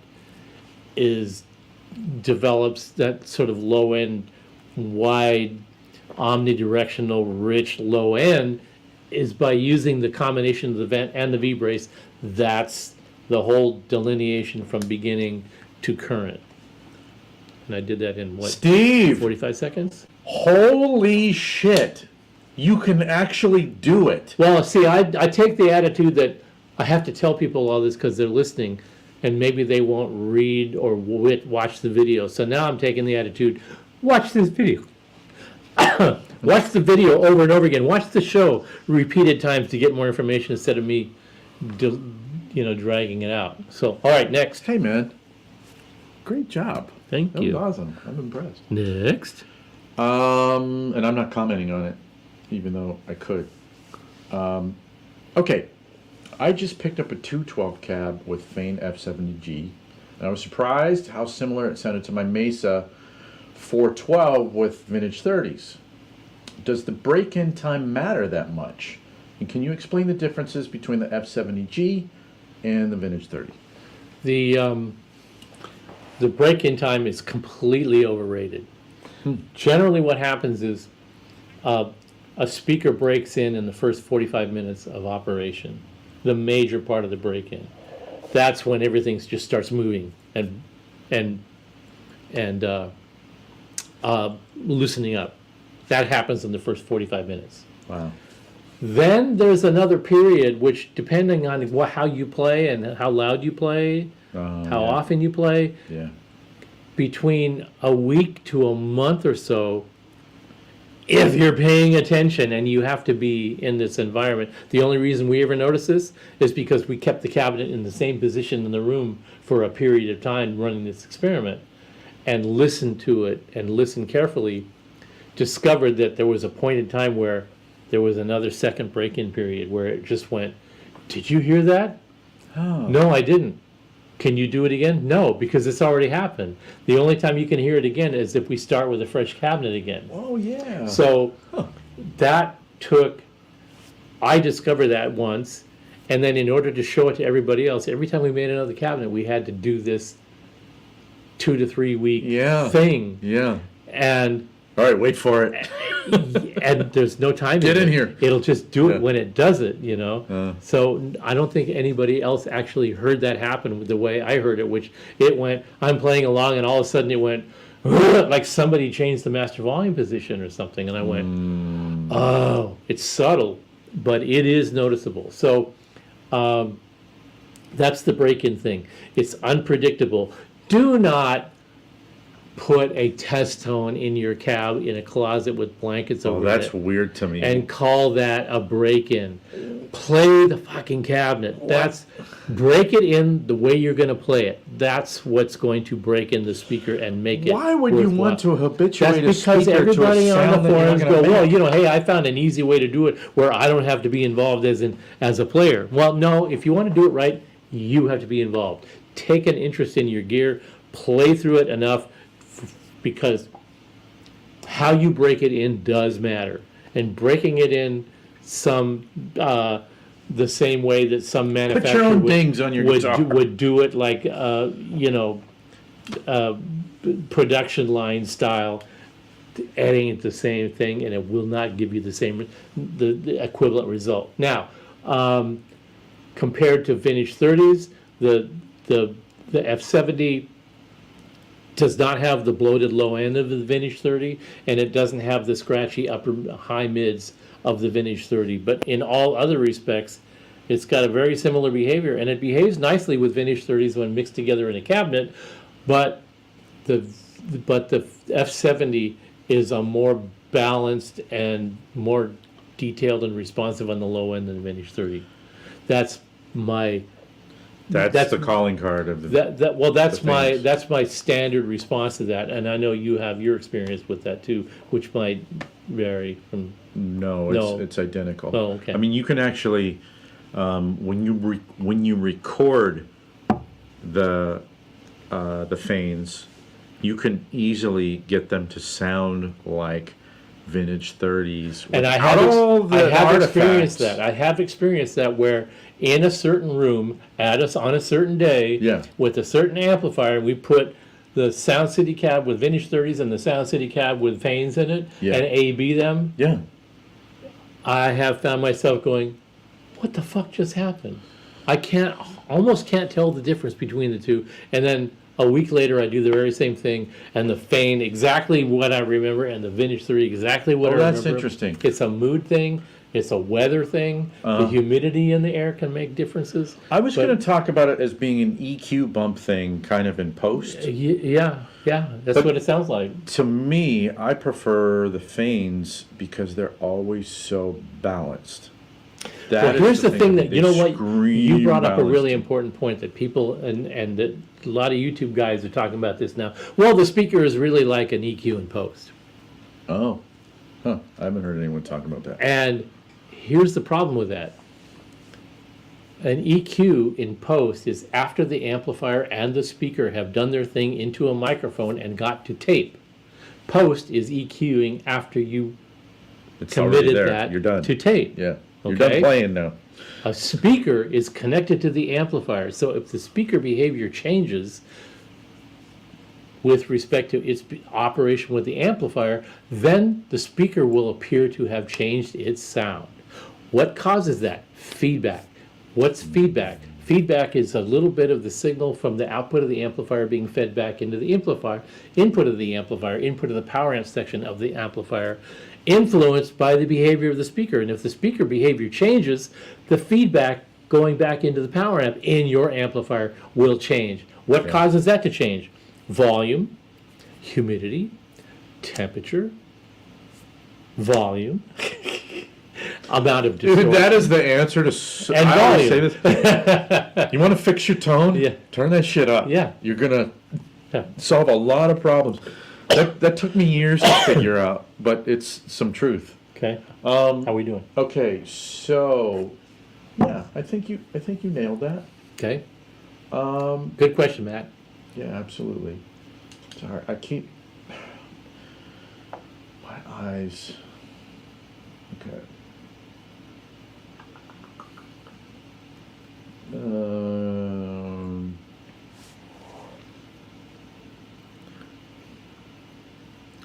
What is it with Otani that every time he does something fucking fantastic, it's the game that I didn't go to? I was there last night. That's what pisses me off. I was there last night. Gorman's is saying, did you see the 50th hit? Oh! Well, I wasn't in Miami, so I wasn't able to see it. But I watched all the, the highlights. What can you say? It's like God playing baseball. But I got to see him hit 52 last night. I saw him strike That out was twice. really fun. It was- Oh, you've seen him this year? Oh yeah, you did. yeah, I saw him You guys strike went out. early on. I saw him strike out twice. I think I've seen 5 of his homers this year in person. Of course, it was in Florida. Yeah, we try and go. Yeah, Alyssa. Yeah, we were there last night. We try. We don't always do it, but we try and get there at least once a month. Because I live in Echo Park, and so we can just walk Yeah. to Dodger Stadium. Okay, picking. I want to see if this is. Matt, laughing my ass off running a 60 hertz signal all day. Nope. Play it. Oh, Steve. Mm-hmm. Will the new Pitbull have MIDI channel switching? Yes. Next. It's going to have shit that is going to make you. It's going to make it. It's going to make you incontinent. How about that? It's gonna make And you it's- fucking incontinent. And it'll be able to choose which Yeah. spirit you're going to drink on a particular. Okay, here's a personal one. Does Steve have a personal life anymore, given how busy he is? No, absolutely not. None whatsoever. There's a sushi bar we go to. The waitress, and there's a waitress there. Her name is Hortensia. Hortensia. It's the Latino take on Hortense. So Hortense is like a very 30s, 40s kind of a name, Hortense. Yeah. And the waitress at this place. Her name is Hortensia. She's Latina, and she's lots of fun, and she's always smiling. And I saw her badge, and I went, Hortensia, and she went like, At attention. I pronounced it right, and I said, that's a really interesting name. She goes, oh really? And I said, yeah, Hortense is like a very elegant 30s or 40s. But that's like the masculine, like the male version. Hortensia would be the female. Yeah, but Hortense is a woman's name. No, I always heard it used with men. Oh, really? Yeah. Ah. Yeah. As a matter of fact, where I first heard this, and I can't remember where, it was on a cartoon. A cartoon character was Hortense. Maybe you guys will know what I'm talking about. But anyway. Where in TV shows and movies, Hortense was usually the really Hortense. tightly strung, bitch wife kind of stereotype. Oh, interesting. Yeah. So I went, so changing Hortense to Hortensia, that's why you're such a, bubbly, smiling personality, because you Latinized the name and it lost that stiff,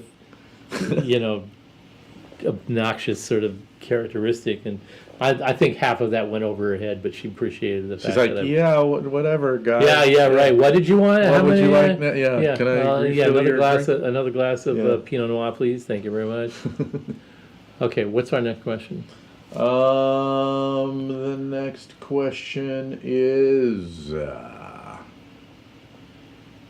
been noted about the ongoing Ultra Lead Mark II, I guess the development of that. Mhm. Just wants to know if it will come with a multi-voltage selector.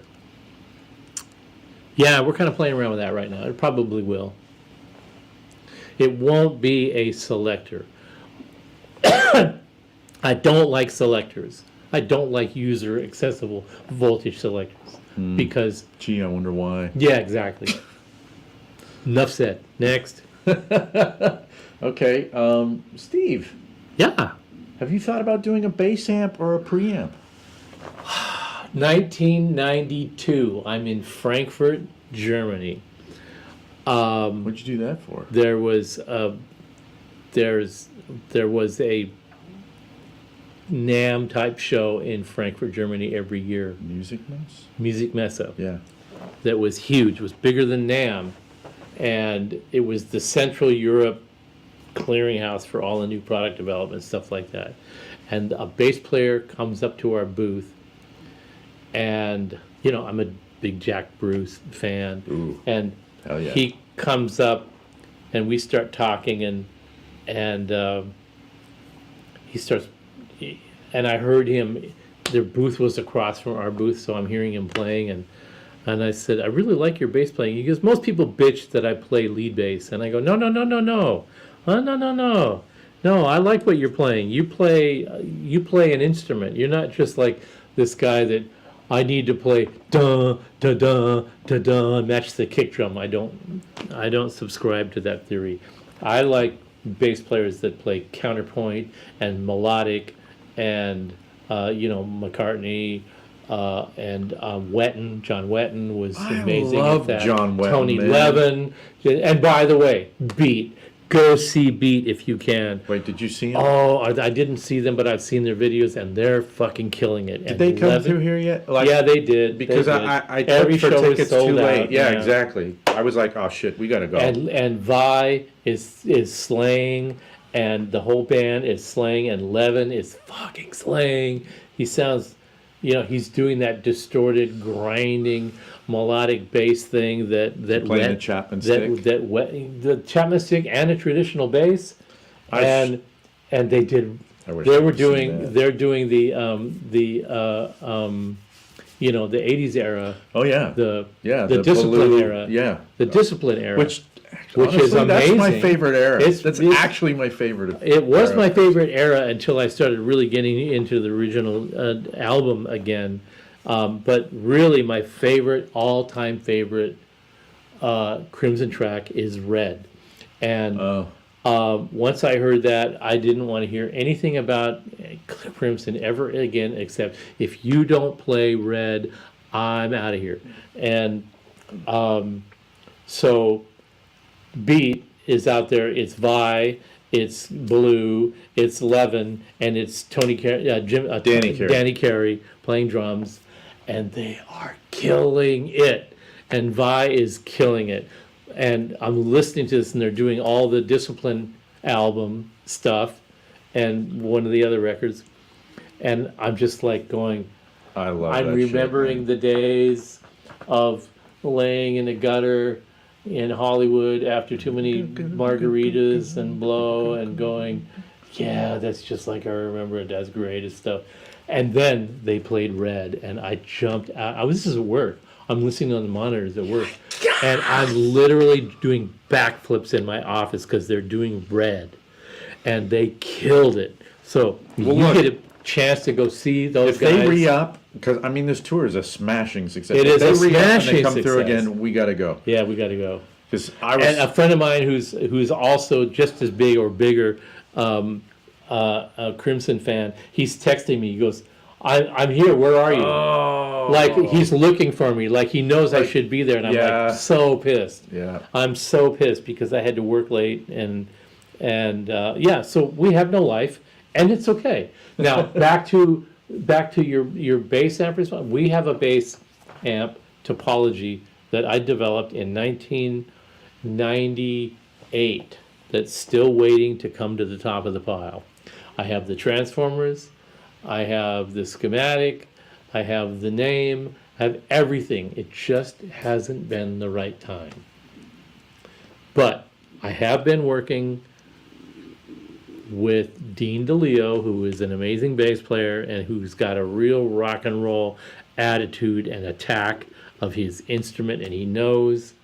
I listen to him and we talk, and I know that we're on the same wavelength, and something is going to come out of that. I don't know when. That's I don't awesome. know what, but I can tell you that we're thinking things, as we say. We're thinking things, and that's one of the things that we're thinking of. All right. All right. Ready? Kelly B, sorry you missed it, but just watch the videos. They are so good.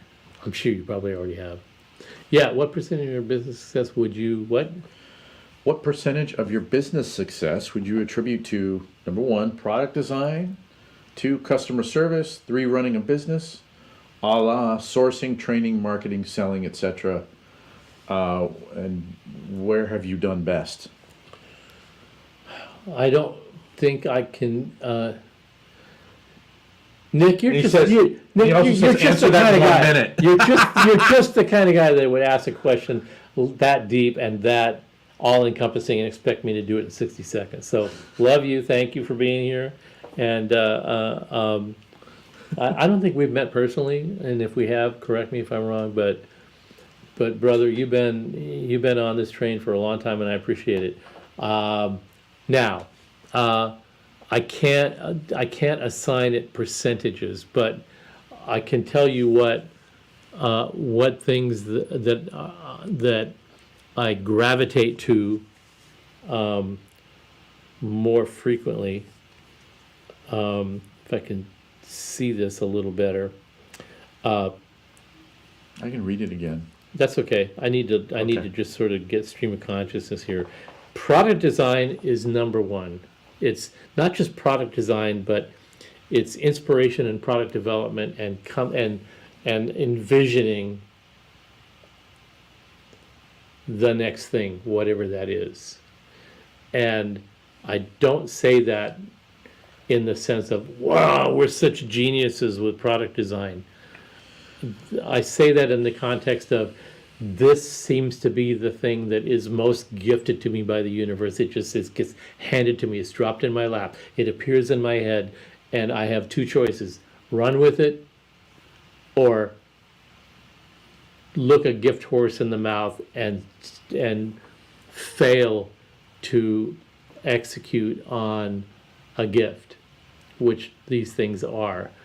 And sometimes you don't execute on a gift because it's not the right time, or you don't understand the gift, or you don't have all the stars aren't in alignment to execute on that or even figure out what it all means yet. But that doesn't mean you dispose of it. It means that you just try to keep it, you assign it a spot back here somewhere and know that we'll come back to it later.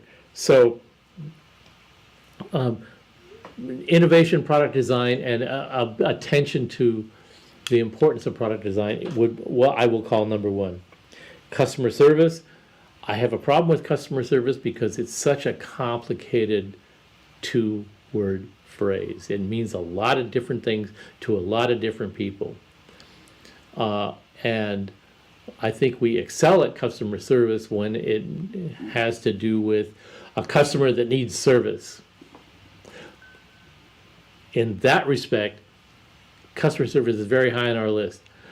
If a customer interprets customer service is, I have the stupidest question in the world, and if you don't answer it in 45 minutes, you guys suck, that's not customer service. That's just a needy customer who's excessively demanding over something that he can easily Google anywhere, and there's a million ways to answer that question. But certain kinds of customers that demand that kind of customer service are extremely stingy with their side of the conversation, which is, what is the amp you're using? What is the guitar you're playing? What is the cabinet you're playing? What kind of music you're playing? What is the other stuff that you're using with your gear? And why don't you share that information with us when you ask the question so that we can effectively help you and serve you? They won't share that. And if you're not going to share, then you're not taking part of the conversation. And if you're not going to participate in the conversation that's going to benefit you, then you can't blame us for bad customer service because we didn't go chase you around and yank your tail until you finally gave us what we needed to know so that we can answer your question. And we want to. So that's a problematic category. Running a business, I suck at it. That's why I don't run the business. The person who runs the business is the person who is interested in running the business, who has the skills to run the business, who has the tenacity to deal with the challenges of running the business. What I do is I oversee those things, and when somebody is having a problem with communicating with vendors or suppliers or government agencies or lawyers or whatever, I'm the person that goes and, believe this or not, I'm the person that smooths out the line of communication so that we can have a conversation about what needs to happen with this particular issue relating to the business. I'm the fall guy. I'm the rock. I'm the guy that when all else fails, I have to step in and figure out who's talking to who and what is being said and what is the conversation about and what is the resolution. And as soon as I sort of zero in on those things and give those people the tools that they need to understand each other again, I'm out of it. I'm done. I've got a circuit board to design. I've got a product development to do. And you'd rather do that I'd anyway. rather do that anyway. Yeah. So training, I train the people that we have. It's their job to train the new people that come in. I go in and I oversee that to the certain extent that there's a way that a new person needs to be communicated with, and I'm the person that usually tries to figure out what that person's personality is, but I'm not always that person. So that's just kind of a thing that it depends on the circumstances. Marketing, I'm just now starting to understand marketing, but I don't do the marketing. I initiate the marketing. I initiate the machinery that we need to have in order for there to be marketing, but I don't do it. You do some of it. We have other people that do some of it. Marketing is, I would say that marketing is number 2. Product design. Running a business, number 2. Marketing is number 3. Selling flows from marketing. And what have you done best? What I've done best is not fall victim to all the things that people say that I should do that would make everything so much better if I did it that. Hey, I want to add one thing to what you're saying there, because oddly enough, you did not mention it. But all of these things are run through the filter of what is the reason for this existing, which I think is incredibly important, because you're not releasing shit into the marketplace that is redundant and unnecessary. So when something comes out, it's like, oh yeah, that's very specific to what I'm looking for. It's not like this is the next EL34 amp to satisfy something that, 30 other companies are doing. Well, I think that there's really something important in the first question, Nick. What percentage of business success would you attribute to these things? I don't know that we're even successful. All I know is that we're moving along in a direction that we feel is a positive direction. And that is said within the context that could all change tomorrow. And we're always aware that something could change tomorrow. And we have been in 2 or 3, now 35 years on, we've been in 2 or 3 circumstances where Big pinches. every fucking thing changed Yeah. the next day. Yeah. Where we all walked to work, we all came into the office, and everybody felt cold inside and out. And everybody felt like their feet didn't land on the ground. Everybody was like, and so when I walk in, everybody is ashen, and they're looking to me going, well, what are we going to do? And I was the one that had to figure out what we're going to do, whether it was like, we're just going to burn the whole fucking thing down. It could have been an answer. Yeah. We're going to hunker down and hide out until the tornado blows over. Whatever the solution is. Like, I'm out. I'm going to go design for other people. Like, it's been a great run. Yeah. It could have happened. Actually, some of the best product designs came out of just being in this cold period of when the economy crashed and there's nothing going on and everybody's just like suffering. And my version of suffering was like the Twilight Zone episode where the planet gets destroyed and the bookworm is like, now I have time to read all the books that I can possibly read because there's nobody to take up my time. I don't have to go to work, and the library is blown down and all the books are out in the street and I can just pick up all my favorite books. Finally, time at last, I can read my books. That was like, sometimes when there's a catastrophe or a disaster or a point of contention, that's where my safe space is, in here, and that's where I go. I can't do that all the time because I have my gang, Yeah. and I don't have the luxury of going inside here unless I can take them all in there with me, which I can't. So I've been in that position, but being able to assess, somebody told me this, a business consultant told me one time, is that they said to me, you have the ability to assess a situation, and you're going to find that really important. And I did find that important, to be able to just coldly look at everything that's going on and go, we're in a fucking shitstorm, and these are our options. And That's an incredibly invaluable thing to be able to detach. It's weird. That is a weird thing because, first of all, it's essential to survival, and second of all, you get attacked for being able to do that because you're. What are you, a robot? What are you, a Spock? You got What are ice you- water in yeah, your fucking veins. What the hell's the matter with you? Where's your at this where are your particular feelings? point in our existence as a company? Absolutely, and bring more ice, please, because we're going to need that. It's a strange thing to deal with, but the alternative is, okay, well, you can all just like piss off and go find a new job, and good luck, and I hope you make some money. And And that's where the empathy comes in. Like, hold on, like it's interesting. Like it the really is a juxtaposition of fine empathy line. and cold-bloodedness, right? Yeah, it's like, man, you have to be able to detach. But then, when you see, and I don't want to be too. Well, when you see people hurting, you want them. Well, there's one of those things. Like, what are? God, this could become another conversation. But John got it right, and then you step on your glasses.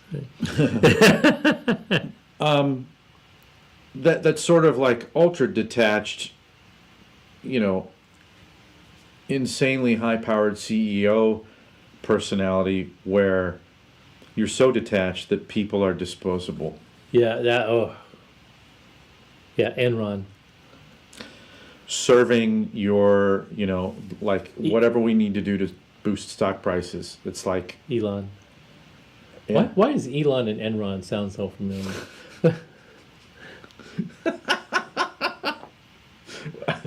Can we thanks, Nick. Great Yeah, question. yeah. Okay. Oh wow. The next question is for me. I'll try and do this quickly. Stormlight Architect. Joe wanted to compliment your playing on demo videos for having such a positive attitude. Thank you. I must say I find your phrasing dark and somewhat evil sounding. Cool, man. What's the modality rooted in? Well, that's interesting that you noticed that, and I really appreciate that comment actually, because I think you kind of have me nailed in a way. I think in the way that I approach the world as a person, I do feel like I try and put a positive spin on things, but the truth is, like, if I'm playing what I feel, like, I'm pretty dark inside. Maybe not evil, but I definitely relate and feel all of those things a lot more than I probably show just when we're hanging out and bullshitting. How that translates into the tonalities that I use in my playing, I mean, I would have to like analyze it from the position of like what clip we were talking about. I think because I don't think in this stuff that I've done to demonstrate Fryette stuff, I don't think I've done anything like super dark to me. But I think that there's a way, like maybe the chord voicings that I use and even some of the linear things that I do there's some really tight voicing things in there, and that can sound pretty dark. You've gotten more melodic over the last year, I've noticed. You think? Yeah, I can't tell, but that's I can. interesting. Really? yeah. Huh. But you have a very kind of a dark, aggressive, rhythmic edge Huh. to your approach, Uh-huh. but it's got a frosting of playfulness and fun on top of it. So you're not like, it doesn't pull you into this dark pace. It pulls you into like, it's almost like a surfer, watching a surfer navigate a really dramatic wave or something like that. I'm kind of rooting for you to get through that This is tunnel. fascinating to me to hear. Yeah, I love that. I'm watching. I'm like going, come on, you can do it. You can do it. The same person who asked this, Stormlight Architect, just commented that I pull it back towards the light, but there's a dark. Oh man, I feel seen. Elisa agrees with me. Alyssa. Sorry, I'm saying. Well, you said Elisa. So. I know. I'm just kind of teasing because, like, we went on a cruise once, and everybody on the ship refers to her as Elisa. Anyway, yeah, that's Alyssa. So thank you, man. Yeah, John, I don't. By the way, Matthew, we think have a general everything's in manager. Yeah, thanks for that. But we do have a general manager, and yeah, we need one, and we do have one, and she rocks. She totally rocks. Nicknamed Hiko-chan. And you would not believe how much a Japanese immigrant has to do with how much you rock when you play our amplifiers. So just put that in your back pocket and enjoy it. Okay, we already talked about Otani. Does Otani play guitar? You know what? Otani's not on record for being able to play guitar, but I'm pretty sure that he can do anything better than anyone. That's all I'm going to say.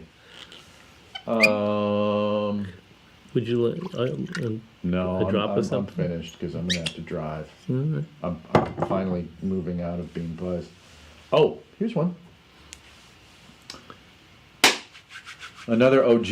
No, you did not hallucinate. We did produce them. They are available. And what's the rest? If they are a thing, what's what about them? What's what about Give it? us the skinny. But we did get asked a lot about the extension cab, a matching extension cab for the Ether amp. So we made the cab without the control cutouts in it and just put the speaker in it, and it's fantastic, and it does exactly what you would expect an identical extension cabinet of a combo to do.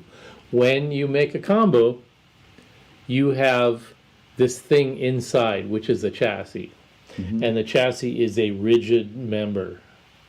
You said rigid member. And what it does is it stiffens. Jesus, stiff. I'm going to say this. Actually, Alyssa and we have a good friend who's actually, maybe I'm not supposed to say this, actually Mike Judge's personal assistant. So we're like one person away from. I've been in the room with Mike Judge. I've been anointed. Yeah. Anyway, you've got 6 panels on a cabinet. Top, bottom, left, right, rear, front. And on a combo, there's an additional one because the top rear and the bottom rear, if it's open cabinet, open back. So when you put a chassis in there, whether it's like a Fender Hot Rod Deluxe or whatever, where the chassis is bolted to the top and the rear cover, which is an entire amplifier, or in the case of the Ether, just the preamp, which has a similar sized chassis that's bolted to the top and the rear, that firms up the top and the back. It reduces its low frequency resonance. It raises its mid to high frequency resonance by being a rigid member. It stiffens up those two pieces. Yeah. So the same cabinet without the chassis in it, just the speaker, will be a little bit more resonant and open sounding. And that's exactly what it is. It's just a little bit warmer, more open version of the Ether by itself. And when you put two of them side by side, like everything with the Ether, weird, magical, unexpected things happen that I can't even explain because it wasn't originally designed to be something to be explained. It was just designed to be something to be experienced. So when we I finally went, okay, we're going to make the cab. We made the cab, we plugged it in, and I've just played an E chord, and I went, oh, I just learned a new thing. And this is happening all the time now with the GPDI, same thing. You just do a thing, a design, create something based on an idea and an outcome, and then you get the outcome, and then you get like the most amazing maraschino cherry on top that you hadn't anticipated. That is just golden to me. Since that happened with the Ether cab. So anyway, yeah, that's available. I didn't know that. We've had our website turned off for a while because we were so busy. Oh, the web store. That we could not fulfill orders through our web store, and we were relying on our dealers to do some of that stuff, most of that stuff, which they do just fine. But there are specialty items and one-offs and oddball things that we would have on our web store that dealers generally don't order because it's not a lot of churn on it. You know, they don't want to be bothered with it, and perfectly understandable. But we haven't had the time to fulfill them either, so they just been the add to wish list button or something like that. That's going to start changing over the next couple of weeks now.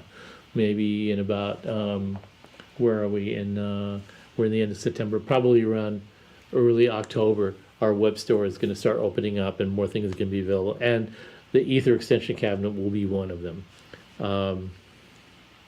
Interesting thing, the GPDI, one of the new features that we added on it was the ability to add the GPDI sound to whatever amplifier you already have that has an effects loop.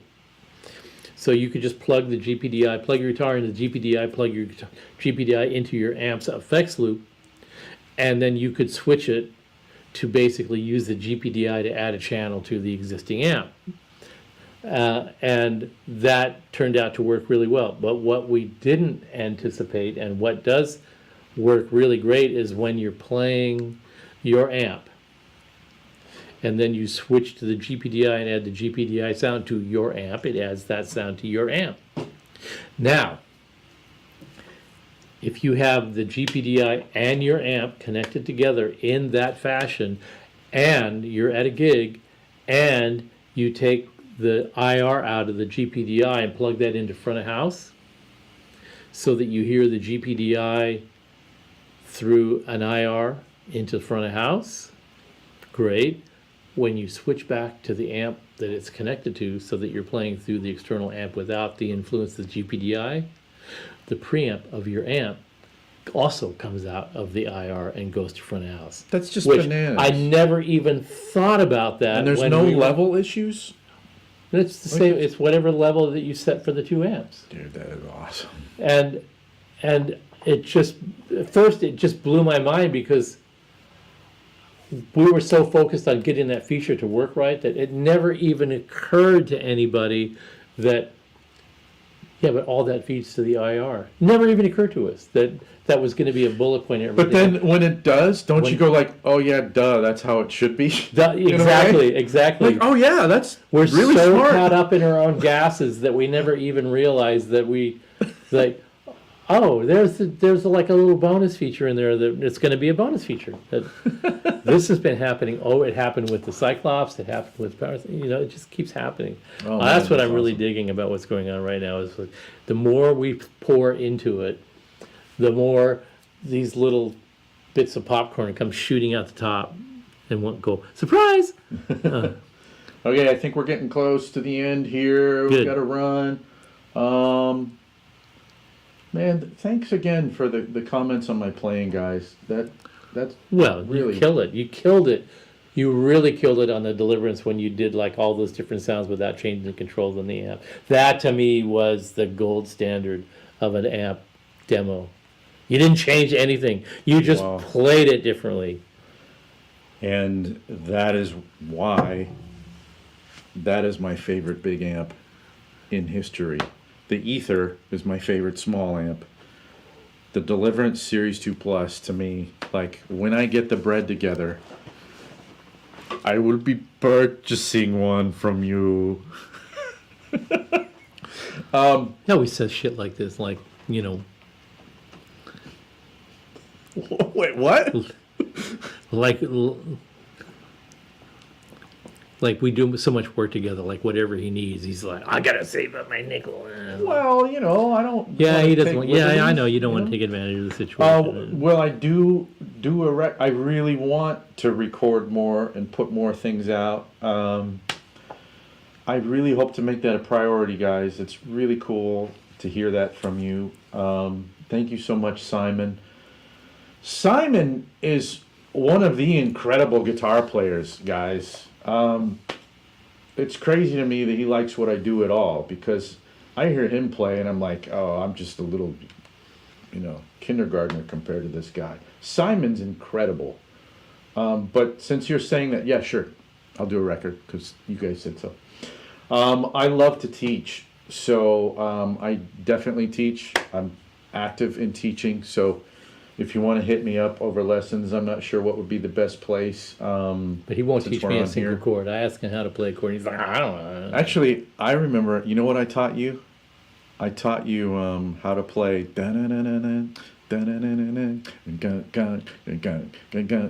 remember we sat there, Yeah, and I'm like, now here are all the voicings. I remember doing that with you Yeah, years yeah. and years and years yeah. ago. I had to push you to do it though.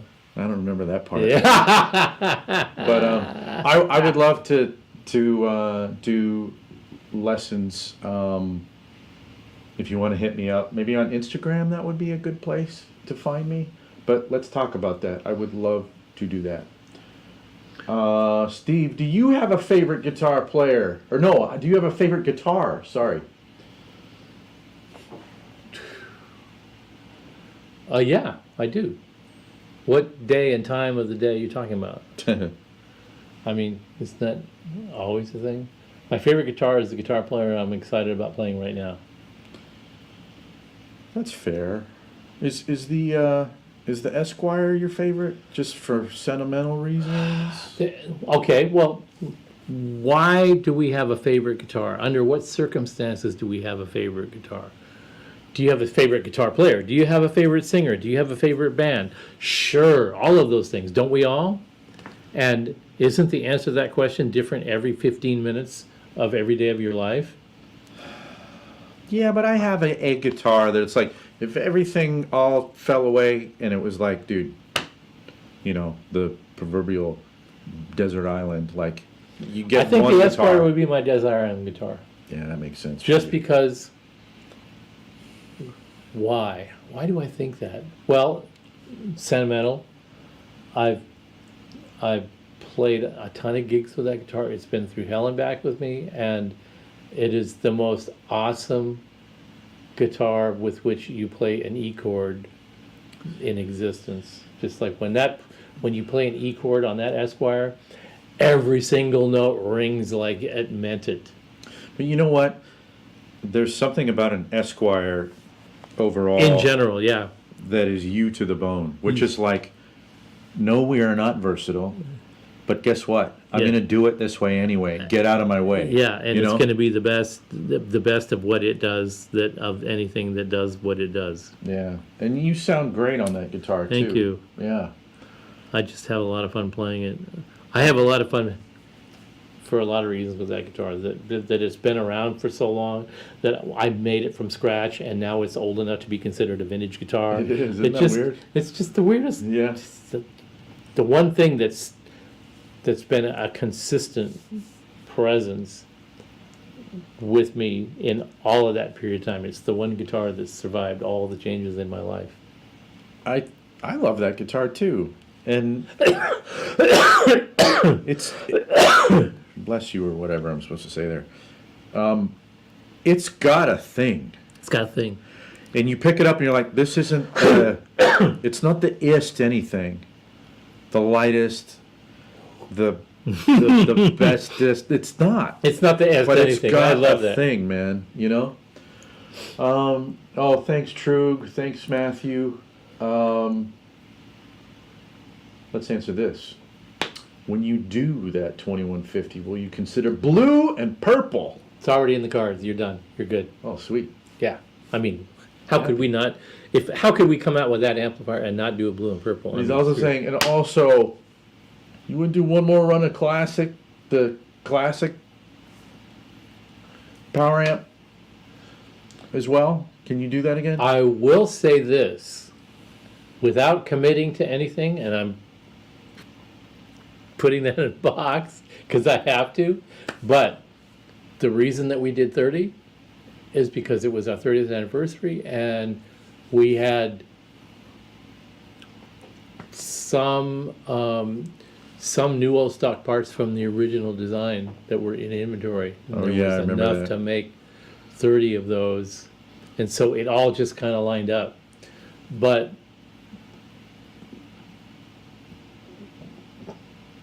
I'm shooting myself in the foot here because the 2150 may come out a little differently than you expect. It'll be bitchin', it'll sound like it, it'll generally look like it, but it's going to be the 2150 mission, the classic XXX mission was to be the 30th anniversary. We can do this. Whenever we decide we want to do this, we could do it. If the demand is there, we could do it. That was the statement. Oh. That was its reason to exist, because we could, Yeah. if we wanted to, Yeah. if there was enough demand to do it. Mm-hmm. 2150 is a little different. We've, a lot of you guys that have followed the show a long time have heard this story a million times. My mom has this brooch, Okay. a rhinestone brooch Uh-huh. with the letters IDTA on it. And whenever some guy that would take her out would ask her if she wanted to get married, she'd say no. And when he would say why, she'd point to her brooch that said IDTA on it. And the guy would go, and the guy would fall for it every time. Whoa, what does that mean? What you talking about, Willis? And she would go, I've done that already. And the guy would be crushed, and it's like, "Nee!" And That's a body slam. well, the whole concept of reissuing amplifiers to me is kind of the same mentality that created the name SIG-X, which was rooted in you make your own damn signature. You don't buy an amplifier because somebody else's signatures are on it. Because, like, what? That means you're going to play like them if you buy that amp? Of course not. Everybody knows that's a lie, but they suck into it anyway. So the 2150 coming out, could that initiate a production of the classic Triple X? Not exactly as a classic Triple X, but as a evolved version of the classic Triple X. It wouldn't be a Triple X anymore. It would be Okay. a classic iteration that would be new and evolved. Yeah. And we went from that to, well, why does that even have to evolve? What if the two concepts converge and become the best of both worlds? This is where we're going. And it's with- like, that's actually what you want. That's like actually you're what telling you people, want. believe me, this is that. what you're going to want. This is Yeah. what people did want. Yeah. And do want. Yeah. And would want. It's at the time that we made those things, we made this and then we made that because people said, I like that, but I would like this. And the next thing somebody would say is, well, what if you put peanut butter with chocolate? Well, that's exactly the concept. What we can do these days, we have the capacity and the imagination and the energy and the will and the desire to do those things. So rather than go back and just do what Fender and Gibson does all day long, which is just mine the past, because the guys that actually created their forward momentum are long gone. Yeah. And They're curating at this point. yeah, and so as long as we're still not long gone, we've got lots of things to execute on and develop and try and experiment with and have fun with. And if Isn't that a funny idea to Yeah. think, like 50 years from now, when you're not here, if there's a Fryette and they're like, yeah, we're doing the Deliverance, but in leopard print. We're going to do the Deliverance, but no, the 1996 reissue of the and if that ever happened, know I what would I mean? dig myself. This is the reason I I'm want going to to haunt you. This is why I want to be cremated, because if not, I would dig myself out of my grave and I would come out and I would chop your member off and feed it to you down your throat if you did anything like that under my name. Oh, okay. Just to put a All right. sort of a Little dull bow point on on it. Yeah, okay. Yeah. How'd we do? Let's see. I want to make sure we don't have any important things to get to, but I mean, we're way over, but whatever. It's been fun hanging with everyone. John said a hilarious thing, as usual. Aw. Golden retrievers. Perfect dogs. I think that's it, guys. Hey guys, thank you for hanging out for the long haul. I mean, I honestly, when we got started today, Yeah. I was kind of like, where are we going with this? And as usual, when I feel that way, it ends up turning into a fun free-for-all. So your questions were great. I appreciate it. Love answering them. They give me not only a chance to explain the things that we're doing and sort of help clarify things for you, but it helps us reinforce what we're thinking on our side about what people would like to see and how we approach the next project, the next challenge, the next way to shock people's eyes open and go, how did you guys manage to figure out how to do that? And we don't really think of it that way. We really just think of the energy that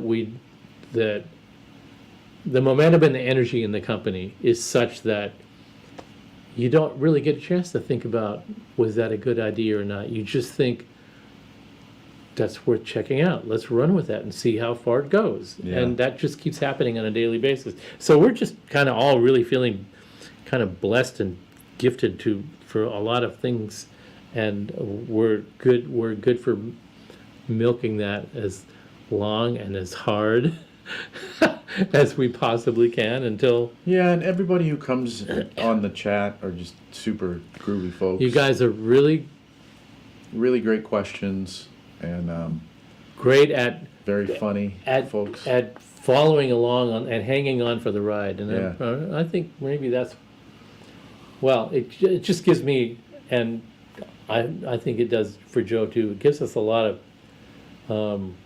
of enthusiasm for figuring out. I mean, we wing this, but it's also important to me that there is at least some kind of foundation that we're going to start from somewhere. And of course, he's living his life and we're living our lives, and then we get together and what did we say we were going to do? And Joe's got his notes and he rattles off a few things, and then all of a sudden I feel the ground under me. He doesn't realize how important this is to me and to the show for this to happen, but he's doing his thing and I'm doing my thing, which is our company doing our thing. And it's so easy for the ground to shift under me, and by extension under us, that by the time, even though we've discussed it and we've thought about where we want to go with it, that ground under our feet disappears temporarily. And then when we get together and go, and Joe goes, I have some notes, we said this, and then all of a sudden, whoosh, I feel the ground under my feet again. Mm. So I get a little anxiety going into the show, wondering if I'm going to feel the ground under my feet again, so that we can roll like this, free form. It feels like free form. We discussed some of it. We said we were going to try to cover some things, but the rest of it is free form, and it depends on you guys' participation for Absolutely. that to keep us motivated to go an hour over our Look, stated if time. if they weren't asking questions, it would have been fart jokes an hour and a half ago. Yeah. Right? So that was my long diatribe way of saying thanks. I love you guys, and thank you. Love you very, very much, and And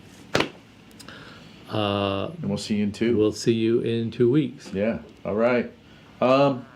That's it. That's a wrap. That's All right. Have a great couple weeks, guys. See you then. stay positive.